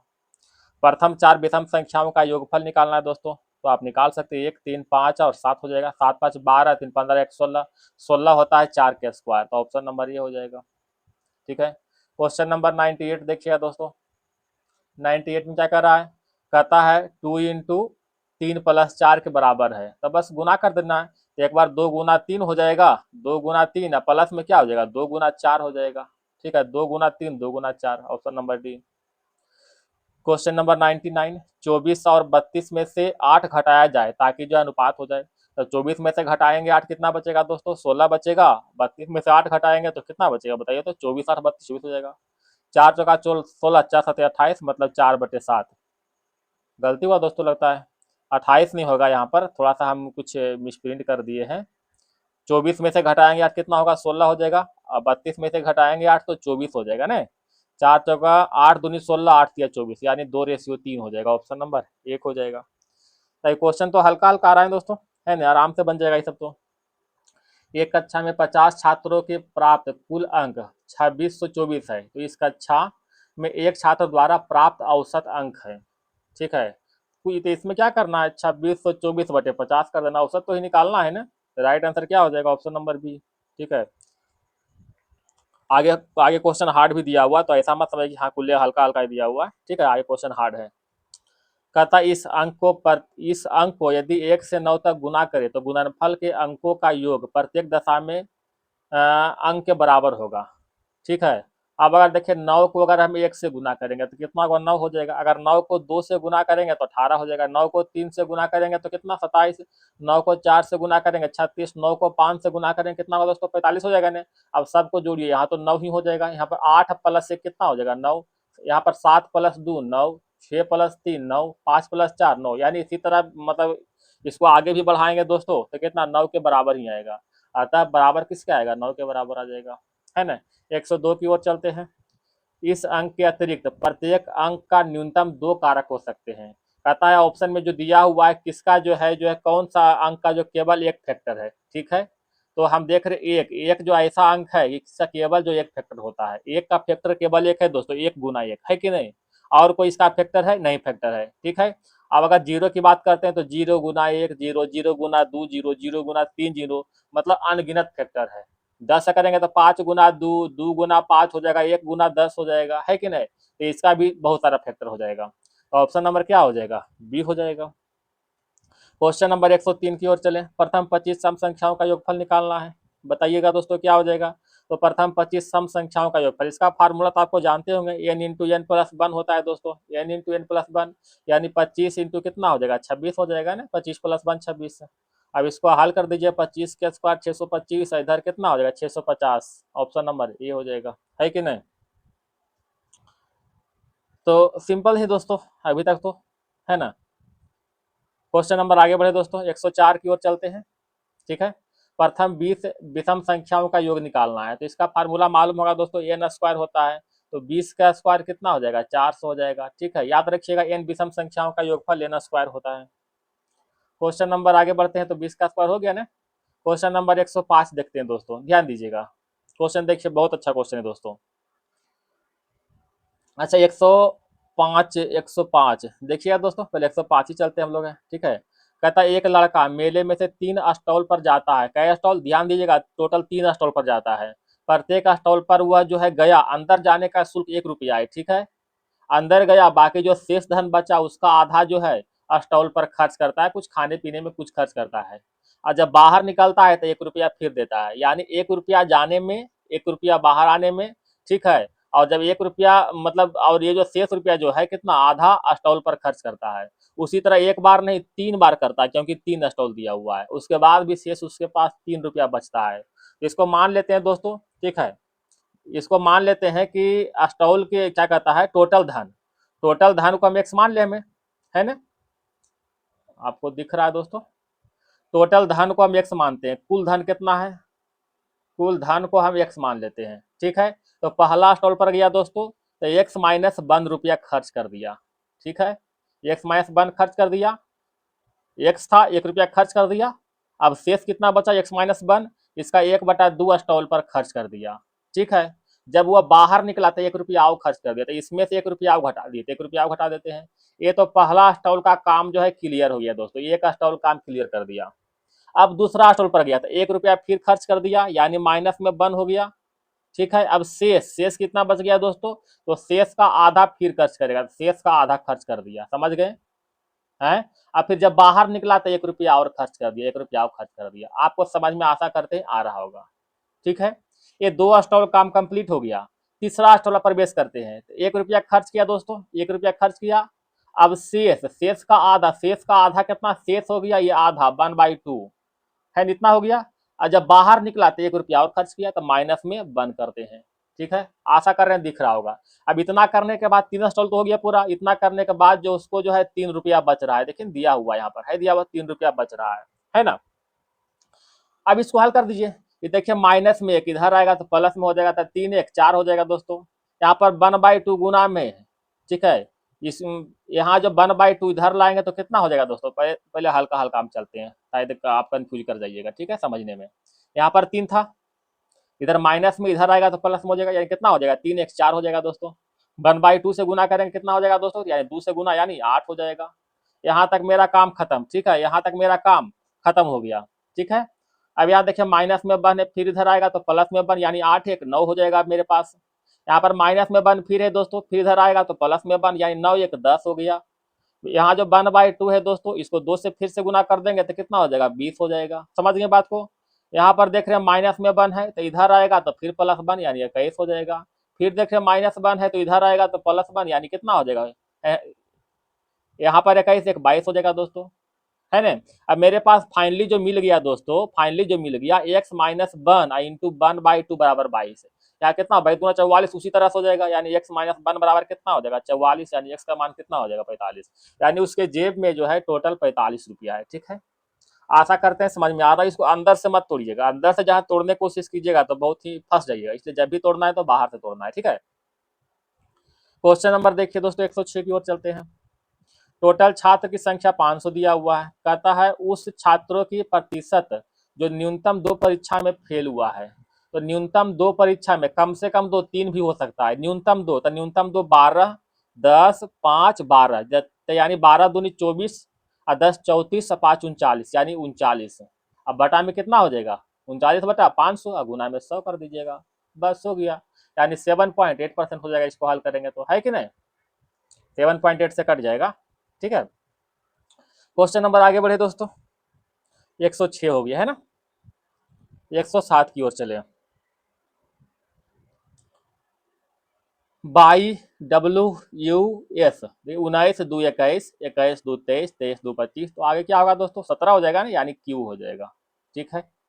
आगे देखते हैं E के मान 5 होता है तो 5 1 6 6 और 2 8 और 8 3 11 और 11 यहाँ पर 1 बढ़ा दोस्तों, फिर 2 बढ़ा, फिर 3 बढ़ा, अगला 4 बढ़ेगा तो 11 4 15 यानी O हो जाएगा। Q और O कहाँ दिख रहा है, Q और O यही दिख रहा है, ऑप्शन नंबर डी हो जाएगा। वनस्पति विज्ञान में जो है पादप का अध्ययन होता है, तो सूक्ष्म जीव विज्ञान में कीटाणु का अध्ययन हो जाएगा, है ना। 109 की ओर चले। समरूप युग्म पूर्ण करने के लिए कह रहा है। रक्त काल्पता में जो है रक्त की समस्या होता है, तो अराजकता में जो है सरकार का जो है समस्या कुछ नहीं कुछ होगा अव्यवस्था में, है ना। तो यहाँ जो सरकार की समस्या जब होगा तो अराजकता फैलेगा, ठीक है। इसका कानून व्यवस्था में कुछ ऊंच नीच हो जाएगा तो यानी सरकार हो जाएगा, है कि नहीं। क्वेश्चन नंबर देखिएगा 110 की ओर। ऊर्जा का एसआई मात्रक जूल होता है, तो प्रतिरोध का एसआई मात्रक क्या होता है ओम होता है। धारा का एसआई मात्रक क्या होता है दोस्तों एम्पियर होता है। शक्ति का एसआई मात्रक वाट होता है दोस्तों, है ना। आगे देखिए धूल को वायु कहते हैं, वायु को अग्नि कहते हैं, अग्नि को जल कहते हैं, जल को रंग कहते हैं, ठीक है, रंग को वर्षा कहते हैं। लास्ट में दिया हुआ मछली कहाँ रहती, तो आप जानते हैं मछली जल में रहता है, और जल को देखिए यहाँ पर रंग कहते हैं, जल को रंग, यानी ऑप्शन नंबर सी हो जाएगा रंग। क्वेश्चन नंबर 112 की ओर देखें दोस्तों। एक व्यक्ति को इशारा करके एक आदमी ने एक औरत से कहा, क्या कहा देखिएगा, एक आदमी ने, ये आदमी है, यहाँ पर औरत है दोस्तों, औरत से क्या कहा, कहता है उसकी, एक आदमी की और आदमी को एक्स मान लेते हैं, कहता है इसकी माँ, इसकी जो माँ है, इसकी माँ है तुम्हारे पिता की एकमात्र पुत्री है। तुम्हारे पिता यानी इस औरत के पिता की एकमात्र पुत्री, तो एकमात्र पुत्री कौन हुआ, औरत ही हुआ ने। एकमात्र पुत्री मतलब क्या हुआ, औरत ही हुआ। इसका मतलब जो हुआ कि ये आदमी एक्स जो कहाँ हुआ बताओ तो, ये एक्स जो हुआ माँ हो गया, ऑप्शन नंबर सी हो जाएगा, है कि नहीं, माँ हो जाएगा ना, माँ। ये एक्स नहीं दोस्तों, यहाँ पर औरत की माँ, माँ हो जाएगा यहाँ पर इसके बारे में, ठीक है। क्वेश्चन नंबर 113 देखिएगा दोस्तों। कहता है एक मनुष्य मुंह पश्चिम की ओर है और घड़ी की दिशा में 45 डिग्री घूमता है। आइए दोस्तों थोड़ा देखते हैं। एक मनुष्य जो है इसका मुंह पश्चिम दिशा, यानी अभी इसका मुंह इधर है, 45 डिग्री घड़ी की दिशा में घूमता है, इस तरह घूमता है, 45 डिग्री घुमा, यानी यहाँ से यहाँ चल गया। फिर 180 डिग्री घूमता है दोस्तों, फिर यहाँ से यहाँ जाएगा 180 डिग्री घूमेगा तो, है ना। तो कहता है अब इसका मुंह किस तरफ है, देखिए किस तरफ है, दक्षिण और पूरब की ओर, दक्षिण पूरब। 14 की ओर देखते हैं दोस्तों। उत्तर की ओर, आप उत्तर की ओर गए, उत्तर की ओर गए, फिर 90 डिग्री दाहिने घूमे, घूम गए, फिर 90 डिग्री दाहिने घूमे, फिर घूमे दोस्तों, फिर 90 डिग्री बाएं घूमना है, बाएं घूमे, तो बताइए किधर जा रहे हैं हम, जा रहे हैं पूरब की ओर। ये सब तो आप खुद कीजिएगा दोस्तों, है ना, बस मान धरना हल करना है, ऑप्शन नंबर बी हो जाएगा। इसको हम क्या बताएंगे, देखिए आगे दोस्तों क्या कर रहा है 116 की ओर। भारतीय शिक्षक चित्रकार क्या दिया हुआ है, उस भारतीय को पहचानिए जो चित्रकार है पर शिक्षक नहीं है। भारतीय में आना चाहिए, चित्रकार भी होना चाहिए, मतलब बी हो जाएगा ऑप्शन नंबर। क्वेश्चन नंबर देखिएगा दोस्तों 117 की ओर चलते हैं। इंग्लिश, हिंदी, फ्रेंच के बारे में दिया हुआ है। ठीक है, व्यक्ति की संख्या को दर्शाता है जो सभी भाषाएं जानता है, तथा सभी भाषाएं जानने वाला व्यक्ति का फ्रेंच न जानने वाला व्यक्ति का अनुपात, जो सभी भाषाएं जानता है, तो सभी भाषाएं जानने वाला देख रहे हैं मात्र 100 गो है ना, 100 आदमी जो है सभी भाषाएं जान रहा है। ठीक है, और कहता है फ्रेंच न जानने वाला, तो फ्रेंच नहीं जानने वाला देख रहे हैं, फ्रेंच न जानने वाला, तो फ्रेंच नहीं जानने वाला जो है इतना जो आदमी दिख रहा है, इतना जो है इसके अंदर जो फ्रेंच जान रहा है, तो बाकी जो बच गया वो फ्रेंच नहीं जानेगा, मतलब 220, 120 और 200 इतना जो है फ्रेंच नहीं जानता है। तो जोड़ दीजिए, दो दूनी 400, एक 540, यानी 540 हो गया। 5 दूनी 10 और 27 दूना 54, 5/27, ऑप्शन नंबर डी। ये तो क्रम में लिखना है दोस्तों, लिखिए। तो क्या हो जाएगा, पहले तो बीमारी आएगा, उसके बाद हम चिकित्सक के पास जाएंगे, उस सलाह देगा, उसके बाद उपचार करेगा, ऑप्शन नंबर ये हो जाएगा। इसको भी क्रम बाई लिखना है, तो पहले क्या आएगा दोस्तों, पहले तो अंडा मिलता है। ठीक है, तितली जो है क्या देता है, अंडा देता है पहले ने, तो पहले अंडा मिलता है हम लोग को। ठीक है, अंडा जो है कृमि के रूप में बनता है, कृमि जो है कोया के रूप में बनता है, कोया जो है तितली के रूप धारण कर लेता है। समझ गए, right answer option number D हो जाएगा। 120 की ओर चलते हैं। अच्छा, पहले तो हम लोग जो है अध्ययन करते हैं, फिर परीक्षा देते हैं। ठीक है, उसके बाद अर्जी देने जाते हैं। समझ गए, उसके बाद रोजगार मिलता है, उसके बाद आय होता है कि नहीं, ऑप्शन नंबर डी हो जाएगा। इसको तो आप खुद हल कीजिएगा दोस्तों। 121 का ऑप्शन नंबर डी हो जाएगा, 21 के, 22 का एक हो जाएगा, 23 का सी। देखिए दोस्तों, मान धरना है सबको दोस्तों, है ना। दिया गया है कि कोई फल वृक्ष नहीं है, ध्यान दीजिएगा, कोई फल वृक्ष नहीं है, यहाँ पर फल हो गया, कोई फल वृक्ष नहीं है। और कहता है सभी पुष्प वृक्ष है, सभी जो पुष्प है, पुष्प जो है वृक्ष के अंतर्गत है, और कोई वृक्ष जो है फल नहीं है। तो कोई वृक्ष जब फल नहीं है, अब कहता है कोई फल पुष्प नहीं है, तो कोई फल पुष्प कहाँ से होगा जब कोई वृक्ष नहीं है फल तो है, तो पहला एकदम बिल्कुल सही हो गया। ठीक है, आगे फिर देखिए, कहता है सभी खिड़कियां दरवाजे हैं, सभी खिड़की, सभी खिड़की क्या है दोस्तों, दरवाजा के अंतर्गत है, दरवाजा के अंदर है। कोई दरवाजा दीवार नहीं, कोई दरवाजा जो है दीवार नहीं है। अब कहता कोई खिड़की दीवार नहीं है, तो कोई खिड़की दीवार कहाँ से होगा जब दरवाजे ही ये पहला जो दिया वो दरवाजा दीवार है ही नहीं है, और दरवाजा के अंदर ही खिड़की है, तो इसका मतलब ये हुआ कि जब दरवाजा जो है दीवार नहीं है, तो खिड़की दीवार कहाँ से होगा, नहीं होगा, है कि नहीं, तो यानी पहला ऑप्शन जो है सही हो जाएगा। क्वेश्चन नंबर देखिएगा 126 की ओर चलते हैं दोस्तों। कहता दिया गया है कि दिल्ली से मुंबई वायुमार्ग द्वारा यात्रा करना तीव्र है, यानी जल्दी है। ठीक है, इसके निष्कर्ष के रूप में कौन सा कथन सही है। कहता है दो शहरों के बीच केवल वायुमार्ग द्वारा ही यात्रा संभव है, ये गलत है। यहाँ पर पहले तो केवल लगा दी दोस्तों। ठीक है, दो शहरों के बीच केवल वायुमार्ग द्वारा ही नहीं संभव है, कुछ और भी संभव हो सकता है कि नहीं, लेकिन केवल लगाया ये गलत काम कर दिया है। ठीक है, तो दोनों शहरों वायुमार्ग से जुड़े हैं, ये बिल्कुल सही कथन दोस्तों। जब दोनों शहर जो है वायुमार्ग से जुड़ा हुआ है तब न यात्रा तीव्र संभव हुआ, अगर जुड़ा हुआ नहीं होता, ठीक है, तो कहाँ संभव होता, तो दूसरा कथन बिल्कुल सही हो गया। क्वेश्चन नंबर 127 को चलते हैं। दीपक जो है रवि का भाई है, दीपक क्या है, दिख रहा है दोस्तों आप सभी को, दीपक, दीपक क्या है दोस्तों, दीपक को डी लिखे हम केवल शॉर्ट भाषा में, है ना, जगह बचेगा। दीपक, यहाँ पर डी लिखते हैं, डी से दीपक, रवि का भाई है, आर से रवि का भाई है ब्रो, प्लस में हो गया।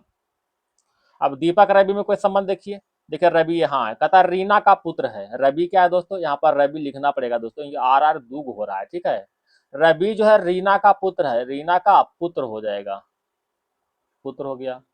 अब रीना के बारे में दिया हुआ कि अतुल का बहन है, रीना क्या है, अतुल का बहन है, अतुल का सिस्टर दिया हुआ है रीना। तो कहता है दीपक रीना से कैसे संबंधित है, दीपक जो रीना था, अब देखिए ये दोनों तो भाई है दोस्तों, जब ये दोनों भाई है इसका मतलब क्या, रीना का भाई ही होगा, है ना, रीना क्या है, भाई है, तो कहता है रीना क्या होगा, बताइए, रीना माँ हो जाएगा ना, रीना क्या है, रीना माँ है, लेकिन दीपक क्या हो जाएगा, बेटा, तो बेटा हो जाएगा ना, ऑप्शन नंबर ये हो जाएगा, बेटा, है कि नहीं, बेटा। 28 देखते हैं दोस्तों, क्या कर रहा है, कहता है डी जो है इसको हम आपके लिए छोड़ते दोस्तों। ठीक है, सिंपल सा है भारी नहीं है, इसीलिए हम छोड़ रहे हैं। आपके लिए एक बताए हैं दोस्तों, एक आपके लिए छोड़ते हैं। 28 का राइट आंसर बी हो जाएगा। ठीक है, इसमें क्या दिया गया दोस्तों, कहता है दिए हुए किसी भी शब्द के अक्षरों को एक शब्द पाने के लिए पुनर्व्यवस्थित करना है, वर्णित करना है कि एक द्रव को गर्म करने पर क्या होता है। तो जब एक द्रव को जब गर्म करते हैं दोस्तों, धीमी आंच पर पकाते हैं, तो उसका अंग्रेजी होता है सिमरिंग, MMERING। ठीक है, अच्छा से लिखते हैं दोस्तों,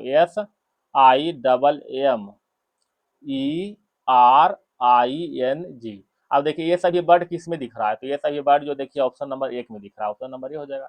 इसी को उल्टा पुल्टा किया गया है कि नहीं, इसको सीधा कीजिएगा तो इस तरह से वर्ड बन जाएगा आपको। ठीक है, उसी तरह फिर दिया गया है, कहता है दिए हुए शब्द अक्षरों को पुनर्व्यवस्थित करें, एक शब्द बने जिसका अर्थ एक व्यवसाय है। एक व्यवसाय के रूप में अर्थ कौन सा हो जाएगा। ठीक है, तो एक व्यवसाय के अर्थ में रूप में हमें दिख रहा है दोस्तों, ऑप्शन नंबर 1 दिख रहा है दोस्तों। इससे जो है सीधा करके बनाया गया है टेलरिंग, TAILORING। ठीक है, इसको जो सीधा करके बनाया गया है, समझ गए, तो इसी के अंतर्गत जो है सारा वर्ड है। आगे देखिए 31 नंबर देखिएगा, अगर जिनको शब्दकोश कंप्लीट है बढ़िया है दोस्तों, उसके तो बहुत आराम है। जिसको शब्दकोश कंप्लीट नहीं है तो थोड़ा सा मुश्किल तो पड़ेगा दोस्तों, है कि नहीं। उसी तरह इसमें दोस्तों कहता गति का वर्णन करता है, तो गति का वर्णन कौन करता है।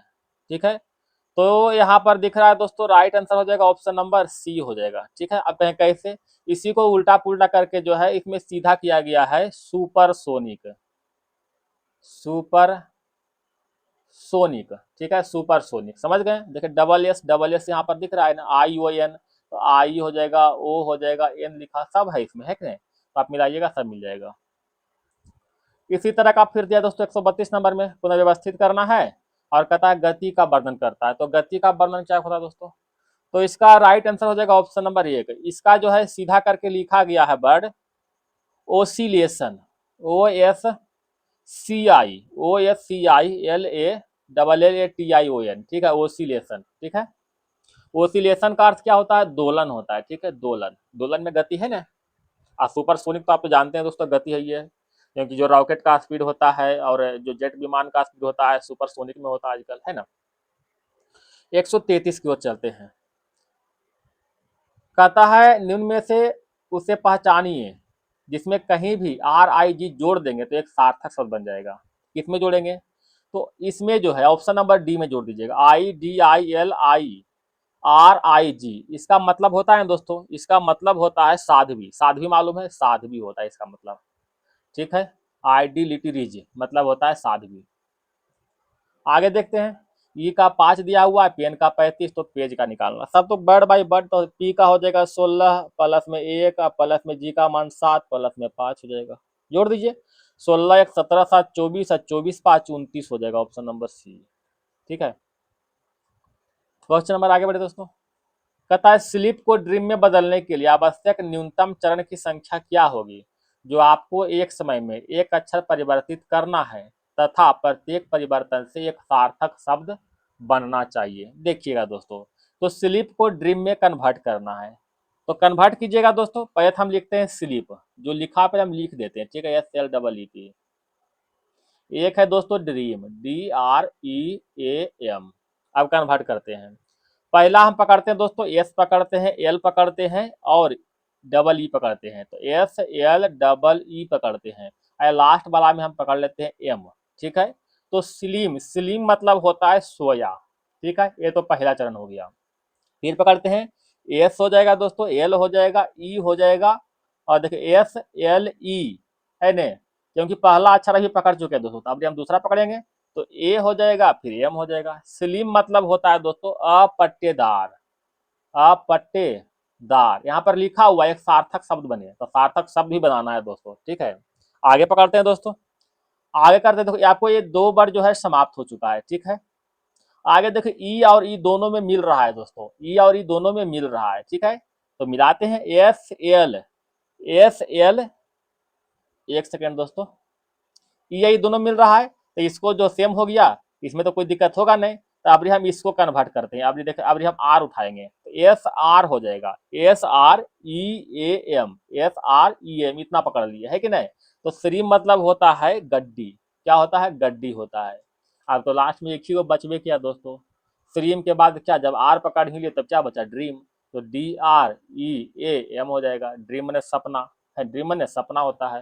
तो टोटल जो है 4 स्टेप से गुजरना पड़ता है, 4 स्टेप, ऑप्शन नंबर बी हो जाएगा। ठीक है, 4। क्वेश्चन नंबर देखिए दोस्तों 136 की ओर चलते हैं।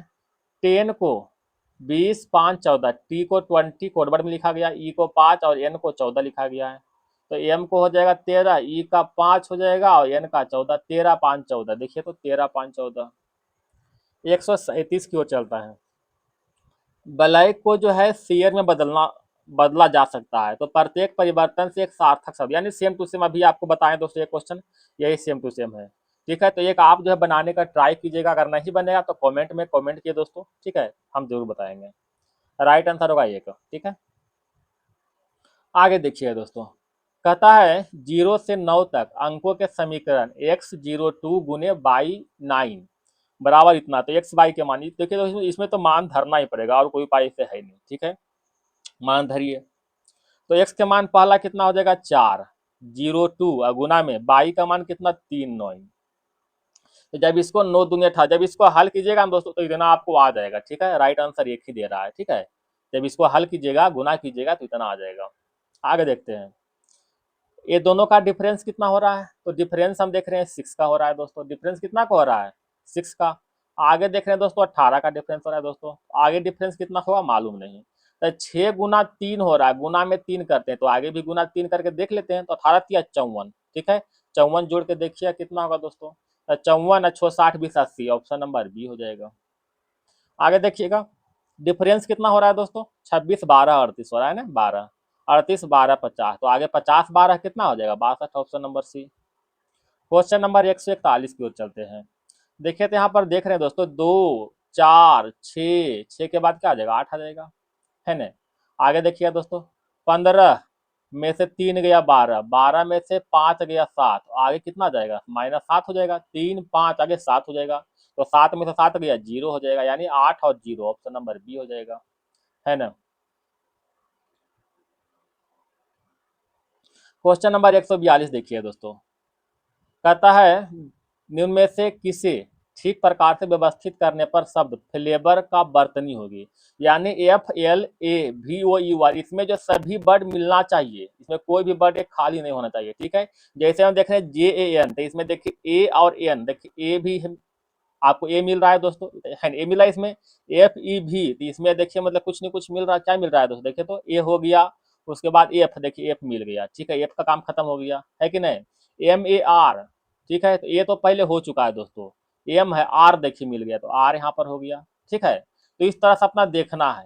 तो यहाँ पर हम देखें राइट आंसर दे रहा है ऑप्शन नंबर सी। अब क्यों दे रहा है, इसमें देखिए सभी वर्ड मिल रहा है। ठीक है, आपको दिखाते हैं, फिर आपको क्यों कैसे हम सब बताएंगे। ठीक है, देखिएगा दोस्तों, जैसे FEV, इसमें पहला तो एफ मिल रहा है दोस्तों, एफ कट गया।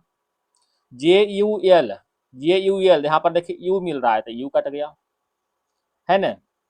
AUG, ए यहाँ पर देखिए ए मिल रहा है, तो ए कट गया। NOV, यहाँ पर देखिए ओ मिल रहा है दोस्तों, अब भी मिल रहा है, ओ और भी मिल रहा है, तो ओ अब भी कट गया, समझ गए। OCT, ठीक है, OCT, यहाँ पर देखिए ओ मिल चुका है दोस्तों, देखिए ओ यहाँ पर मिल चुका है। ठीक है, ऐसा बात नहीं कि नहीं मिला, ओ में आपको ओ यहाँ पर मिल चुका है। MAR, है ने, यहाँ पर देख रहे आर मिल रहा है दोस्तों, तो आर कट गया। अच्छा, यहाँ पर एल एगो छुटा हुआ दोस्तों, एल इसमें कहीं है, देखिए एल देखिए इसमें था दोस्तों, जुलाई में, तो ये भी कट गया। मतलब ये ऑप्शन नंबर सी में सभी के सभी वर्ड अवेलेबल है। अब आपको लग रहा है कि ABD में क्या अवेलेबल नहीं है दोस्तों, तो इसमें इन तीनों में देखिए यहाँ पर दिया हुआ था भी जो वर्ड है, ये वाला भी देखिए कहीं अवेलेबल नहीं है। भी देखिए कहीं अवेलेबल आपको दिख रहा है, इतना में अवेलेबल भी है, भी अवेलेबल है नहीं है, भी अवेलेबल है नहीं है। ठीक है, समझ गए बात को, अतः ऑप्शन नंबर सी हो जाएगा। क्वेश्चन नंबर देखिएगा दोस्तों 143 की ओर, OLD plus OLD plus OLD, इसको जब जोड़ते हैं तो GOOD बनता है। ओ का मान 4, एल का मान 8, जी का मान 1 दिया हुआ है। ठीक है, तो यहाँ पर हमें हल करना है। अच्छा, इसमें देख रहे हैं डी का मान नहीं दे दोस्तों, तो हमें डी का मान निकालना है। ठीक है, आप कैसे निकालेंगे देखिएगा। अच्छा, ओ के मान क्या दिया, ओ के मान 4, तो 4 हो जाएगा, और एल का मान 8, तो 8 हो जाएगा। डी का मान डी ही हम छोड़ देते हैं, डी हो गया, है ना। फिर 4 8 डी, 48D, क्योंकि OLD 3 जगह है दोस्तों। जब इसको हल करते हैं तो क्या मिलता है दोस्तों, GOOD मिलता है। जी का मान कितना, तो जी का मान देखिए 1 हो जाएगा, ठीक है। O का मान 4 है, O का मान 4 हो जाएगा दोस्तों, ठीक है। O का मान 4 हो जाएगा। और आपको दिख रहा है GOO, और फिर O का मान फिर 4 हो जाएगा, और D का मान तो मालूम नहीं, तो D का मान क्या धरे, ठीक है। तो यहाँ पर हम देख रहे हैं दोस्तों 48 गुना, अगर इन तीनों को हम जोड़ते हैं, दिख रहा है दोस्तों, अगर हम इन तीनों को जोड़ते हैं तो कितना आता है, 144 आता है, ठीक है। तो अगर D का मान हम 0 पुट कर देते हैं दोस्तों, G का मान अगर हम यहाँ पर D का मान 0 पुट कर देते हैं सब जगह, ठीक है, तो आप देखिए जोड़ के आप देखिए 1440 आ जाएगा। समझ गए बात को, अतः option number A is right answer हो जाएगा। आशा करते हैं समझ में आ गया होगा। 144 की ओर चलते हैं दोस्तों। यहाँ पर एक एक कम हो रहा है, 16 में से एक गया 15, 15 में से एक गया 14, 14 में से एक गया 13 हो जाएगा, 13 में से एक गया 12, यानी एल हो जाएगा, ठीक है। एल तो सब में दिया हो दोस्तों। 13 दो 15, 15 दो 17, 17 दो 19, 19 दो 21, यानी यू हो जाएगा, ठीक है। फिर देखिए 20, 19, 18, 17 के बाद 16, यानी पी, LUP हो जाएगा, ऑप्शन नंबर बी, ठीक है। आगे देखिए 145 नंबर क्वेश्चन क्या दिया हो दोस्तों, 21, 21, 21 सब में दिया गया है, ठीक है। 9 और 2 11, 2 13, 13 2 15 हो जाएगा, बस हो गया। 15 किस में दिया हो देख लीजिए, ऑप्शन नंबर बी हो जाएगा। 46 नंबर देखिए दोस्तों, कहता है किसी परीक्षा को उत्तीर्ण करने के लिए कुल अंकों का 36% अंक प्राप्त करना आवश्यक है। उत्तीर्ण करना है तो 36% हमें लाना पड़ेगा, ठीक है। एक व्यक्ति ने जो है 113 अंक प्राप्त किया और 85 अंक से अनुत्तीर्ण हो गया। अगर 85 अंक यहाँ पर जोड़ देते हैं तो क्या उत्तीर्ण हो जाता है, तो जोड़ देते हैं। जोड़ने पर क्या बनता है, 85 13 98, यानी 198। 198 का वैल्यू कितना है, 36%। पास बराबर पास, गुना में 100 कर देते हैं। टोटल कुल अंक निकालना, इसे 100 से गुना कर दीजिए। 18 दूना 36 और 50 दूना 100, 11 से कट रहा है, 11 पचे 55, यानी 550, ऑप्शन नंबर बी। 147 नंबर देखिए दोस्तों, ठीक है। क्या कहता है 147 नंबर, ABDEF अनियमित क्रम में एक गोल मेज के चारों ओर समान अंतराल पर रखी हुई 6 कुर्सियां पर इस प्रकार बैठे हैं, ठीक है। 4 गो मेज दे दोस्तों, देखिएगा आपको हम 4 गो मेज, आशा करते हैं दिख रहा होगा दोस्तों। एक हम और बनाते हैं, 2 गो हम बनाते हैं, ठीक है। कहता ए जो है D और E के बीच में है। ए कहाँ है दोस्तों, चलिए ए को हम मान लेते हैं यहाँ पर, D और E के बीच में है। D मानते इधर, E मानते इधर, ठीक है। एक हम और कहते हैं ए कहाँ है दोस्तों, तो D और E के बीच में, इधर E हो जाएगा, इधर D कर देते हैं। दोनों स्थिति हम लिख दिए। अब क्या कर रहा है दोस्तों, कहता है D जो है C के साथ, C जो है D के सामने है। C कहाँ है, D के सामने, यानी C यहाँ पर हो जाएगा, D के सामने C यहाँ पर हो जाएगा, हो गया ना। कहता है D और E पड़ोसी नहीं है, डी और ई जो है पड़ोसी नहीं, तो पड़ोसी तो ऐसे भी दिख रहा है दोस्तों। अतः इसमें जो है एक वर्ड मिस प्रिंट है, इसमें तो एक पॉइंट छोड़ा हुआ है दोस्तों, ठीक है। यहाँ पर 2 को बच गया, बाकी इसमें कुछ पॉइंट दिया हुआ नहीं, तो एक क्वेश्चन में थोड़ा सा मिस प्रिंट दिया हुआ है, तो थोड़ा सा मिस प्रिंट इसमें लिखा हुआ है। इसमें जो है ना ही एफ के बारे में दिया हुआ है और ना ही जो है ए बी, ना ही बी के बारे में दिया हुआ है। तो बी एफ के बारे में कुछ लिखा होता, या तो मतलब सी के नजदीक एफ है, चाहे एफ के नजदीक बी है, इस तरह से कुछ नहीं कुछ एक पॉइंट लिखा होना चाहिए जो कि छोड़ा हुआ है। इसका तो हम कुछ कह नहीं सकते हैं दोस्तों। ऐसे इसका राइट आंसर दिया हुआ बता देते हैं, ऑप्शन नंबर डी दिया हुआ, इसमें एक पॉइंट छोड़ा गया है, ठीक। क्वेश्चन थोड़ा सा रॉन्ग है। आगे देखिए दोस्तों, 1 5 6 हो जाएगा, 5 6 11, 11 5 16, ठीक है। 11 5 16, 16 5 21 हो जाएगा, 16 5 फिर 21, 21 किसका, यू का वैल्यू हो जाएगा, एक यू यहाँ पर, एक यू यहाँ पर है। आगे देखिएगा 3 5 8 5 13, 13 5 18, 18 5 23, 5 23, यानी डब्लू का 23 होता है, डब्लू का 23, ये नंबर हो जाएगा, ठीक है। 49 नंबर देखते हैं दोस्तों, कहता है एक कक्षा में 18 लड़के 160 सेंटीमीटर लंबे हैं, तो यह जो है कुल छात्रों का 3/4 है, ठीक है। कुल छात्र का 2/3 लड़के हैं, तो लड़कियां कितना हो जाएगा।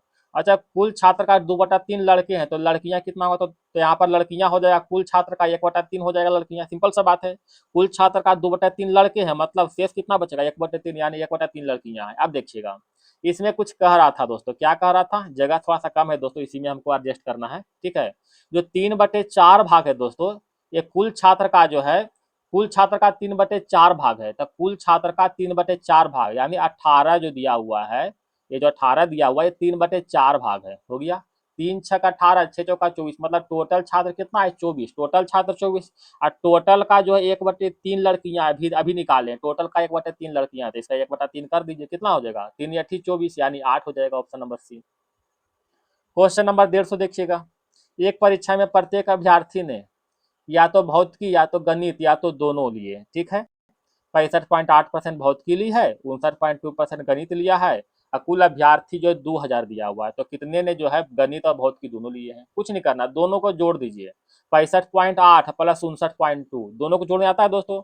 65.8 प्लस में 59.2, दोनों के जोड़िए कितना हो जाएगा 105 यानी 125 हो जाएगा, ठीक है। 125 मतलब 25% अधिक हो रहा है ना, 125 में कितना 100 प्लस 25 मतलब 25% जो है, यानी 25% छात्र ने दोनों लिया है, ठीक है। टोटल छात्र दिया हुआ है 2000, 2000 का 25% आपको निकाले आता होगा, 25 दूना 50 यानी 500, कितना हो जाएगा 500 हो जाएगा। तो यहाँ पर दोस्तों मैथ और रीजनिंग का सेक्शन समाप्त होता है, ठीक है। वीडियो पसंद आए दोस्तों तो आपसे एक निवेदन है कि वीडियो को एक लाइक जरूर कीजिएगा, ठीक है। और चैनल को सब्सक्राइब करके बेल आइकन जरूर दबाइएगा दोस्तों। आप वीडियो को एक हाइप जरूर कीजिएगा, और कितना नंबर आ रहा है ये कमेंट बॉक्स में जरूर कमेंट कीजिएगा, ठीक है। धन्यवाद दोस्तों, आपका दिन शुभ हो।